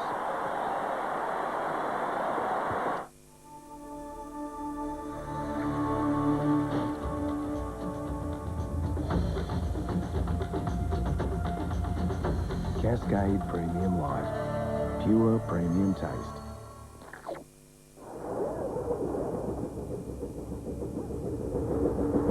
It's my popcorn chicken. Bite-sized pieces of tender breast fillet chicken in a crunchy coating. Try the great taste. It's fantastic. Well, we said earlier on that Adelaide and Essendon, the Bombers have won the last three by 48, 48 and 49. The margin is now 41 points in favour of the Bombers. Hill knocks it forward. They might get another chance. McGrath to Hill to Heffernan, and down they swarm. Lloyd has kicked 6-1. This to make it 47 points. We've played 28.5 minutes, as you can see on the clock. This will be the last kick of the night, especially the way Matthew Lloyd takes his time with the kick. I'd load up on this. Whatever you got in your TAB bank account, load up. Ninth mark to Matty Lloyd. 6 goals, 1. Time on has been called. His best effort against Adelaide is 7 goals, 1. That happened in round 19, 1996. In he comes for his best, to equal his best effort. Bombers by 41 points. On the siren. Lloyd comes in and build it up beautifully too. And misses the loss clean. But that must have been the Essendon timekeeper. So he waited until the ball was on the boot. Cleaned out my bank account. So Gary Lyon will be here next week. He'll need to be. And a reminder that next week, next Thursday, we will be back. Of course, we'll be here on Sunday, but next week for Anzac Day, a special edition. If it is a sellout game, we'll be on air from 2 o'clock. If not, it'll be delayed at 3 o'clock. Check your local guides and, of course, watch Channel 9. Let's go down to Tony Jones with Jason Johnson. Yes, and didn't he put in a sterling performance tonight? 18 possessions, 5 marks, Jason. A great night out. Yeah, no, it was good to get back after last week's disappointing loss, and just it was a really good team effort. I don't think we had any outstanding players, but I think it was just a really good team effort. Yeah, well, Sheets was saying that through the week that he wanted to see how you blokes reacted, and I think he was pretty happy. Yeah, I think he would be after today. Yeah, it was a pretty good effort. And he gave you a bit of a rest too, that's handy. Yeah, no, it's nice. We've had a probably short week. We've probably got 2 games, 13 days, so it's pretty short. So I look forward to Anzac Day game. And this particular ground here, an amazing record. I think maybe something like 17 wins from 18 outings. I think we've only lost the once here, so yeah, no, we've got a pretty good track record here, so hopefully we play a few more games here. Well done, Jason. They're playing your song. Tony Jones with Jason Johnson, who just keeps on keeping on, doesn't he, Jason Johnson? He's a fantastic player. No doubt about that. The goal kickers tonight in front of 40,322, a fantastic crowd here at Colonial Stadium. Matthew Lloyd kicked the 6-1 and 1 out in the full, the last kick of the night. 3 goals to Damien Peverill, and then singles to Mark Mercury, James Hurd, Adam Ramanaskas, Mark McVeigh, Jason Johnson, Paul Barnard, Joe Mercedes, Corey McGrath, Blake Carosella and David Hill. And for the Adelaide Crows, it was 2 to John Cock in the last term. He was the only multiple goal kicker. The singles to Doughty, Fitzgerald, Welsh, Burton, Binky, Rashudo and Goodwin. Boys, have a look at this one and watch McLeod going over here, and great mate to Lloyd. Ed from the Australian International Series, of course. They played together last year and the year before that, I think, Dermot. They are great mates. Yep, great mates there. And maybe just a little bit of waxing going on for the tribunal. Better look after him when we go up. Lordy, my old buddy. That is the other downside to tonight. 2 reports, and that is that McLeod has been reported for charging Lloyd, Biglands for striking Mercury. We're just waiting for Kevin Sheedy to come out and get the applause of his Essendon players and the crowd to celebrate his 500th game last week, 501 back on home soil. And Kevin Sheedy with his skipper, James Hurd and Adam Ramanaskas, hoisting him into the air. This is fantastic stuff, and he's really enjoying that, and so he should. He's been a magnificent servant of the game, Kevin Sheedy. It's a well-worn cliche, but it is a fitting epitaph for this man, Kevin Sheedy, leading the Essendon side off the ground in front of 40,322 with some 35,000 members. He has helped turn Essendon from a team that were going nowhere in the early 80s into a powerhouse in the early 2000s. Perfect hit out for them on the back of last week's loss and anticipating the big game against Collingwood coming up. I think they're in pretty good shape. They are indeed. It should be a beauty. Anzac Day, it's always something special. You'll be watching it this year, of course, on the 9 Network. We're going to take a break. When we come back, the interviews from the rooms, all the injuries, all the reports. This is AFL on 9.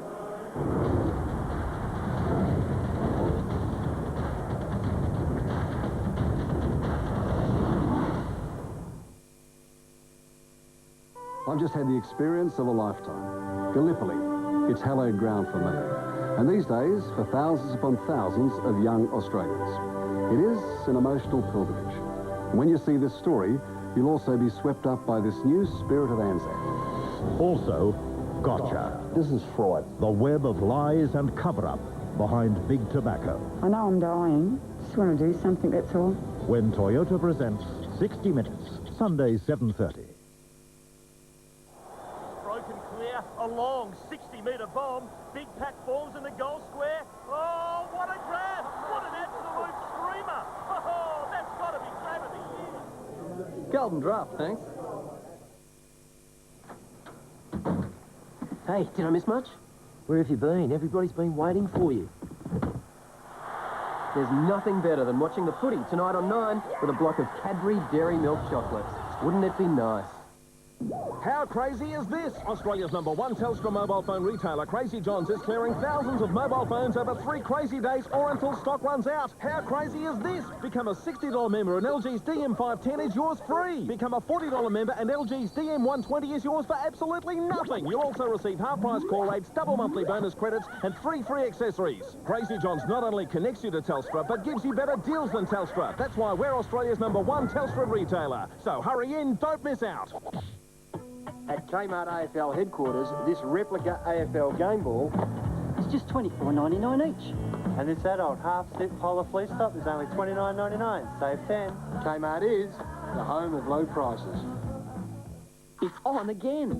Expo. With excellent new furniture and furnishing ideas, expert advice, free demonstrations and seminars. Exceptional home, lifestyle, building and gardening ideas at special Expo prices. There's the exciting home entertainment show, the exquisite sewing, stitching and handcraft show, and extra family fun at the pet and animal show. Plus, there's thousands of dollars in Expo prizes to be won.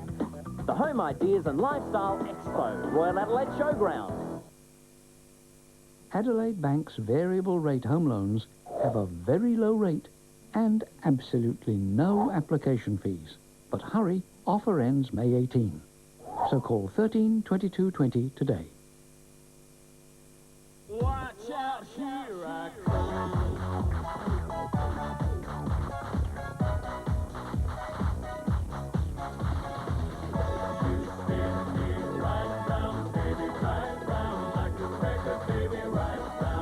With outstanding handling, performance, technology and safety features, Barina is Wheels Car of the Year. Barina owners do a lap of honour.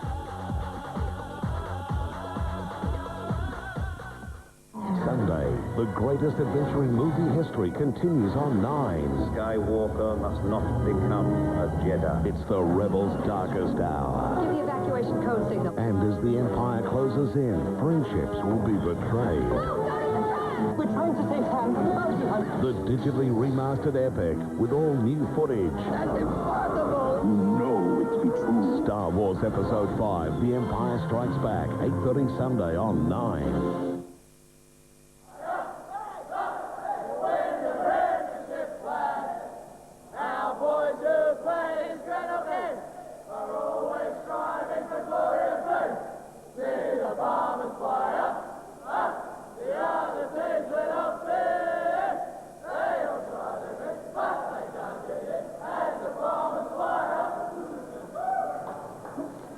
And a very good win for the Essendon Football Club tonight. Adelaide came here undefeated. They really meant business, and they ran into the Bombers, who were out for a bit of revenge after a disappointment last week in Brisbane. 19-8, 122, defeating Adelaide, 11-15, 81. The margin there, 41 points. Now let's have a look at the goal kickers. Matthew Lloyd, 6-1, and the last one out of bounds on the full. Peveril was fantastic with 3-1. And singles to McCurry, McVeigh, Hurd and Masiti. And amongst the other players, Romanascus kicked the goal. Jason Johnson also got one. Paul Barnard kicked the goal. Carosella and Hill also chimed in. And Corey McGrath for singles for Adelaide. 2 goals each to Welsh and John Cocken Doughty. They were the only multiple goal kickers for the Adelaide Crows. Let's go down to Tony Jones. He's with one of the stars of the Essendon side tonight, Damien Peveril, who kicked 3. Well, Damien, what a terrific start. Well, first of all, tell us about the scales. You jumped on those straight after the song. What's the story there? Yeah, look, just sort of seeing how dehydrated we get during the game, so we've still been doing that over pre-season, so hopefully we can find something out from it. So when we reach finals, or if we reach finals, we'll all sort of be right to go throughout the whole game. Now, well, you had a terrific night out there. You're really enjoying yourself this year. There's a real sense of belonging for you. Yeah, that's it. I mean, last year was sort of hard. You sort of had to wait for someone to get injured first, and then you knew the inevitable was coming, that you had to drop back to the rookie list. So this year, it's up to me now. So as long as I keep playing all right, I'll stay in the seniors. So far, so good. Good luck for the rest of the year, Damien. Thanks, yeah, thank you. Tony Damien there with Tony Jones, and let's not forget that Damien Peveril also had stress fractures in his feet at the end of last year, so he's had a fair bit to overcome in the last 6 months to get back on the paddock, and boy, has he been a good player tonight. Let's go down to another player who was on fire tonight, Smokin' Joe Masidi. How'd you pull up, Joe? Yeah, pretty good, man. It's a pretty hard-fought game. The Crows have had a pretty good start of the season. They were 3-0, and us coming off our loss last week, we knew it was going to be a tight game, and it was. What areas did you focus on? What areas did you focus on through the week? Pretty much just trying to get more players to the contest. I think the Bears last week really showed us up in that area, and when you had one against their 3 and 4, and our aim was to get more numbers across the contest. Now, after the game, you could see something was being plotted there among the players. Whose idea was it to chair the coach off? I was with Captain James. James and Sheeds are best mates, and we thought it was a good tribute to Sheeds. It's a fantastic achievement for him to... 1,500, 2,000 games we get up to, I reckon, but that was a great achievement by Sheed, so we thought we'd cheer him off, and he truly deserves it. Good on you. Good luck for Anzac Day. Thanks, mate. He certainly does. Smokin' Joe Masidi in good form as the Bombers get ready for Collingwood on Anzac Day next Thursday. As I said, if it is a sellout, 2 o'clock on the 9 network, 3 o'clock delayed coverage if it is anything other than a sellout, and I tell you, it'll be close to being a sellout. Dermot Gary, your thoughts? Well, I'd like to know how much weight Damien Peveril lost for a start. Give us an indicator going into the middle of the season. But look, Essendon just gobbled up the opposition in the middle of the ground when Adelaide, who are a brilliant on-ball unit. They just gobble them up and just strangle them. And the bloke we spoke to first, Damien Peveril, leads the way with that. His tackle and his hardness in the middle of the ground stops opposition getting the ball moving. Was the key, I think, and it was from the ruckman down to the full forward to the blokes off the bench. They knew what the theme was tonight, and I thought they played it to perfection. All right, well, let's have a look at some of the highlights for the Bombers. Firstly, Dustin Fletcher, and what a night he's had. Let's just have a look at some of his highlights in isolation. Some of his kicks. Look at that, off one step. That is an accurate 50 to 60-metre kick. It's a pass, though. It is, and it carries the zone, and what it does, it spreads that zone so wide. That's a torpedo that's gone almost to the centre of the ground. And look at that zone now. It spreads so much. It's hard to defend when you've got a bloke that can kick so long and accurately. I think the stats said 65% of his kicks go to the left. And this one, he should get known as the Boston after that. Boston Strangler. I will concede it was high. Yes. Anyway, let's go down to Kevin Shetty, who's mic'd up to speak to Tony Jones, Dermot Brereton and Gary Lyon. Thanks very much, Eddie. Well, Kevin, is that the first time you've been chaired off as a coach, barring grand finals? Oh, no, 400 game and 300 game, so it's every 100 they think I'm getting older. The wheelchair will come out soon. And, well, no wheelchair for a lot of the list. They're young blokes who've been, making mention of that, through the weeks, and they did you proud tonight, the youngsters. Oh, look, they did. I mean, like, we've got a lot of work to do still, but we're trying to bring in a new group at the moment to sort of keep us around for a while. And I think that in the end pays dividends. We might lose a game every now and then, but tonight we didn't, which is good. And we just promoted, coming back from Brisbane last Sunday, and we had a pretty big clinic up there, had about 1,000 kids up there, so the players hung around for a while, so it was really like a 2-day match for us last Sunday. Cheers, Gary Lyon, congratulations. Gary. It was a wonderful night. It was a great night to watch because there was plenty to get excited about. The skills are on display, but the thing that I will take away was your pressure and your hardness, your tackling smothers and the little one-percenters. Well, look, we had to after last week. We could have been in the game at half-time. We, hit the post 3 times, a few things like that. But really, I thought that the Brisbane Lions' hardness was something that we've got to naturally keep building on. And there's no good coming out here this week against Adelaide and not learn from that match, because sometimes it's a team that actually learns the most during the year that ends up with a chance and to do well at the end of the year. And that's what I want to learn to do here with these boys. Kevin, Dermot here, congratulations on the win. Yep. Now, I noticed with Andrew McLeod in the centre of the ground, you had Peveril on him early on, and then when he went forward, you let Johnson go with him. So it was almost like your coaching tonight. It told me that you said to your boys before the game, hey, let them worry about us. We know we're a good team, even on the loss last week. We're still a good team. They have to beat us, Adelaide, not us outsmart them. Oh, well, I mean, Peveril kicked 3 goals. Yeah. And, I mean, they didn't want to really... he's a very good player. He's a little bit better player than Otago, so I think that the other sides will learn that this year. But, look, we've got a lot of improvement in it still. But, yeah, look, we looked at what we'd done during the year. We've played well against Richmond. We've played Brisbane up there, so we felt we'd played the harder teams, and we had a lot more possessions throughout the first 3 matches than what Adelaide had. I think we had about 100 more kicks, 70 more handballs, 70 more marks. So our form wasn't that terrible. The last half last week wasn't that great. The progression of young Hilly again tonight, he was a good stand-up for you. Well, look, he's been a very good player for us. He's learning week in and week out the art of ruck play. I mean, it's a difficult art to really learn. I mean, I've learned it watching the ruckman over the years from Madden, Merritt, Salmon, and even Justin Madden early days. It's a lot more difficult a position, I think, that a lot of people really give credit to. And I think it's one of the areas that there's a deficiency in football. And we've got a lot of young ruckmen coming in the game at the moment, but no real superstar champions. So I think that if Hill can put his hand up now and really keep improving, we've got another young boy, Keith, down in the seconds, and we've got naturally Alessio. That half a game will do him the world of good for the next match, and Samuel won't be far away. So we're getting a bit better in that area too. And Sheed's last one from up here. Dustin Fletcher's kicking in. Have you given him licence to go for a torpedo at any stage of the game that he feels confident to go with it? Oh, yeah, look, I mean, he knows what his capabilities are. Look, if it was me and I was going to kick a torpedo, you forget about it, so, but he knows his capabilities, and he practices them every now and then. He's a very, very good timer of a ball generally, and he's got a good feel for it. He's always had a ball in his hand all his life, and got a great eye-hand coordination. I think when his mum and dad had him play tennis early, he's very good at just eye-hand coordination on any ball. And, of course, yeah, when the torp comes off every now and then, it does split it up, doesn't it? You would have gone back with those hard-toe Adidas strikers in the old days, Kevin, and kicked the drop kick, wouldn't you? Oh, well, I used to kick 50-yard stab kicks. Exactly. We'll see you Thursday at Anzac Day for what will be a classic encounter. Well, I will. There's no doubt about that, and I mean, we're hoping for a great attendance because it is one of the special years of Australia, not Australian sport, just for Australia. Yeah, good on you, Kevin. Look forward to it. Okay. All right, Kevin Sheedy, another big game coming up for Sheeds. The votes from Gary Lyon for the Lou Richards Medal for the Player of the Year, and of course you can keep up with the tally on Gary's Sunday Footy Show, 11 o'clock every Sunday. Tough night for voting. I've called on Dermot for some assistance. Where's Jason Johnson? Yeah, dog. Blake Carosella, Damien Peveril, James Hurd and Matthew Lloyd. Apologies to Mercedes, Johnson, Fletcher and probably another 6, but they were the most influential. He had 40 touches. Not Kane Johnson. You told me not to put him in. Well, I'll tell you what, it doesn't matter. Whoever wins at the end of the year not only gets the prestigious Lou Richards Medal, but the Holden Player of the Year will receive the magnificent 5.7-litre CV8 Holden Monaro worth $60,000. Have a look at that. Watch the Sunday Footy Show, 11 o'clock with Gary Lyon for weekly updates to see who's leading the race for the magnificent Holden Monaro. Because, ladies and gentlemen, Monaro is back. It's back. Game over.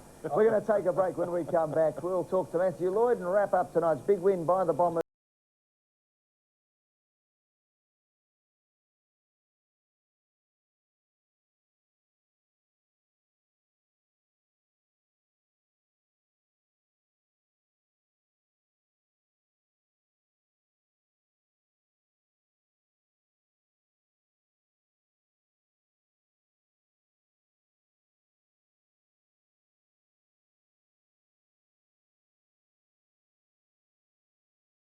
AFL on 9 and Adelaide's National 9 News.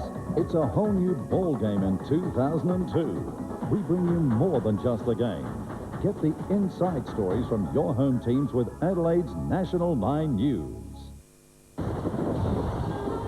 Only Solo, Doritos, Pepsi and Lay's are giving you the chance to win $500,000 the easy way. See packs for details, then phone 1900 955 777. Or get on the net for your chance to win. No dirt and dust. No starving yourself.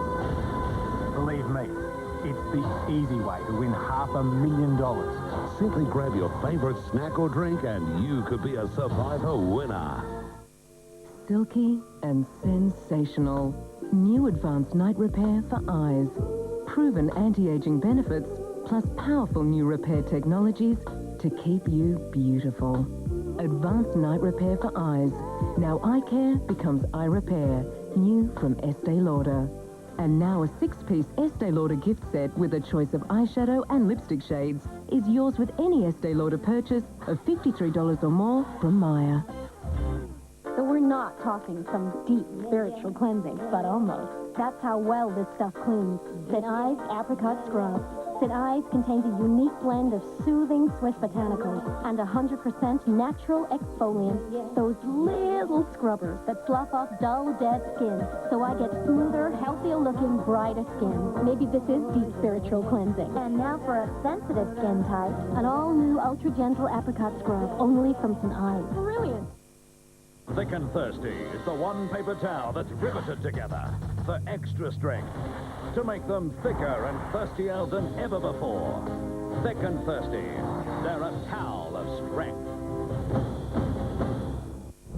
The quick Pulsar sale ends soon. If you want the quicker, more powerful 1.8-litre Pulsar, you can still get $1,200 off the sedan or hatch. You also get air conditioning, airbag, keyless entry, CD player, and all for only $20,490 with air. Just try and find a better value 1.8. The quick Pulsar sale ends April 30, so you'd better be quick. Fresh and fabulous. A 6-piece Estee Lauder gift of fragrance, skincare, makeup, and your choice of eyeshadow and lipstick shades is yours with any Estee Lauder purchase of $53 or more from Maya. Lullabies aren't the only thing you need to know to put baby to sleep. You also need to know how to create a safe sleeping environment and reduce the risk of SIDS. Sleep your baby on their back from birth. Make sure their face is uncovered. Keep them free from cigarette smoke before birth and after, and make sure the cot, mattress and bedding are safe. For more information, ask your child health nurse for a free brochure or call SIDS and Kids on 1300 308 307. This Sunday on Postcards, the mighty Murray on canvas. Mike Keelan takes in the magnificent Chateau Barossa, and with Anzac Day approaching, some Army keepsakes at Keswick. Sunday 5:30, Postcards on 9.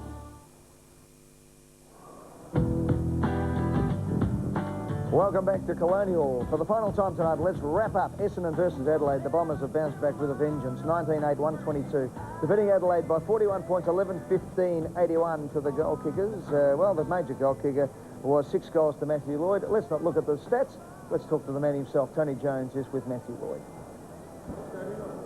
Well, Matthew, just a goal-kicking machine. I think, what was it, 6-2 tonight? Yeah, I had 6 straight, and in the last quarter, the legs blew up a bit, and I was struggling to make the 50 metres, but, really pleased with the way my marking was tonight, and after last week, had a big week on the track and really wanted to make amends for it.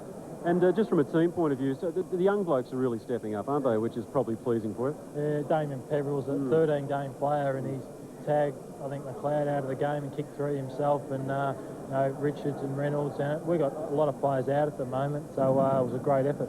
Now, speaking of McLeod, up at the tribunal tonight? Yeah. This week? Yeah, I think he just went for a mark and a bit of contact to the chest, but hopefully he'll be right, because you want to see the good players playing and not suspended. And you'll do your best to help him, will you? Yeah, I think I've been in the same situation before, and felt fine, and was able to take my kick, so that's fine. Good on you, Matty. Go and enjoy your win. Well, thanks. Good on you. Matthew Lloyd joining us there, Ed. Thanks, Tony. Already rehearsing for the tribunal on Monday night. I was thinking about asking him the question, the way they do it at the tribunal. What's your recollection of the event, I just Mr. Lloyd? felt some contact to the chest and went down and wanted to make sure I got the free kick. The golden rule, you're never allowed to say, I felt a hit. You have to say contact. Contact. Yes, yeah. Well, lovely boy. There's a bloke we haven't had much contact with at all tonight. Marcel of the medical profession, Dr. Peter Larkin. Pete, where have you been hiding tonight? Well, I just want to remind you that I was still here, Ed, because I thought I might as well give you something at the end of the night. Well, No, it was good. I just wanted to say you did a great job tonight up there, boys. But no, look, a clear sheet tonight. It was interesting, the medical team sitting there just fitting their front their thumbs amongst themselves. And certainly there was no injuries to come out of the game. And Essendon, obviously with a short recovery through to Anzac Day game, will just go lightly with John Quinn, their fitness advisor, already planning just some swimming and light drills for them. But certainly no medical work to be done, and that's why the team's wanted, of course, at the end of every game, Ed. Good on you, Pete. You turned no injuries into a win at stand-up. Let's have a look at the ladder. Into the 4th round of footy, and Essendon and Adelaide still in 2nd and 3rd spot. And, well, they'll probably drop if the West Coast can get up and have a win. But we'll have a look at the fixture for the rest of the weekend, and some ripping games of footy coming up, and it all starts tomorrow, of course, at the MCG. Derm's mob up against mine. Collingwood versus Hawthorn at the G. At Optus Oval, it's Melbourne and the West Coast. That is a big game of footy. Let's hope plenty of people get down to Optus Oval. Western Bulldogs versus the Brisbane Lions at Colonial tomorrow night. Sydney and the Kangaroos at the SCG, and of course the news of the Kangaroos is that their Chief Executive Officer, Michael Easy, is no longer in that position. Jeff Walsh will take over. Just a small press release from the Kangaroos. We don't know much more about it, whether he's been sacked or resigned, but he is not there. That's the thing we do know. Sunday, Port Adelaide versus Carlton from Football Park. That'll be the Channel 9 match of Sunday. Geelong and St Kilda will have that one as well. And, of course, full updates of Fremantle versus Richmond. And that is a big game at Subiaco on Sunday. And on Sunday, it all starts at 11 o'clock with the great man, Gary Lyon, the doyen of football. The Sunday footy show at 11 o'clock. And over to you, Edward, who is even greater than that. At 12. Very quiet for the rest of it. And I'll be knocking off at 6 o'clock and shutting up till Anzac Day. I think it's been a long week this week. And there you go. That's what we've got on Sunday. Port Adelaide versus Carlton. That'll be a ripper, because Carlton gave them a bit of a toweling last year. Port Adelaide looking for a bit of revenge from 1 o'clock and from Skilled Stadium down at Geelong. Up against the Saints. Oh, that's Geelong. Once upon a time known as Cardinia Park. 4 o'clock till 6 o'clock. The replay. Check your local guides for all the big news there. Good on you, boys. It's been a fantastic night of the footy. Dermot, Gary, Dennis Kennedy, Sam Newman, Dr. Peter Larkins, Tony Jones, and all the team here on AFL 09. Congratulations to the Bombers. They head to Anzac Day next Thursday against Collingwood, having won by 41 points. I hope you've enjoyed the evening. This has been AFL on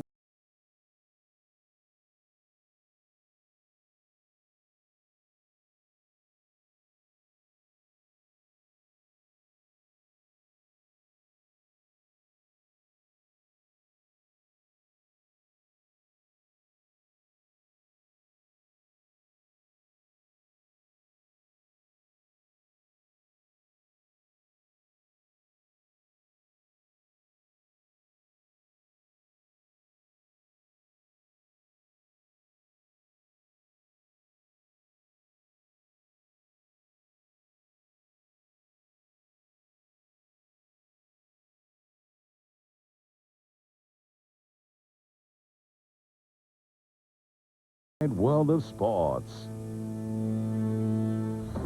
AFL Premiership Season 2002, brought to you by its premier partner, Carlton and United. And telecast sponsors, Holden, Drive On. Primus Telecom. Mitre 10. Amy. And Carlton Draft, official beer of the AFL.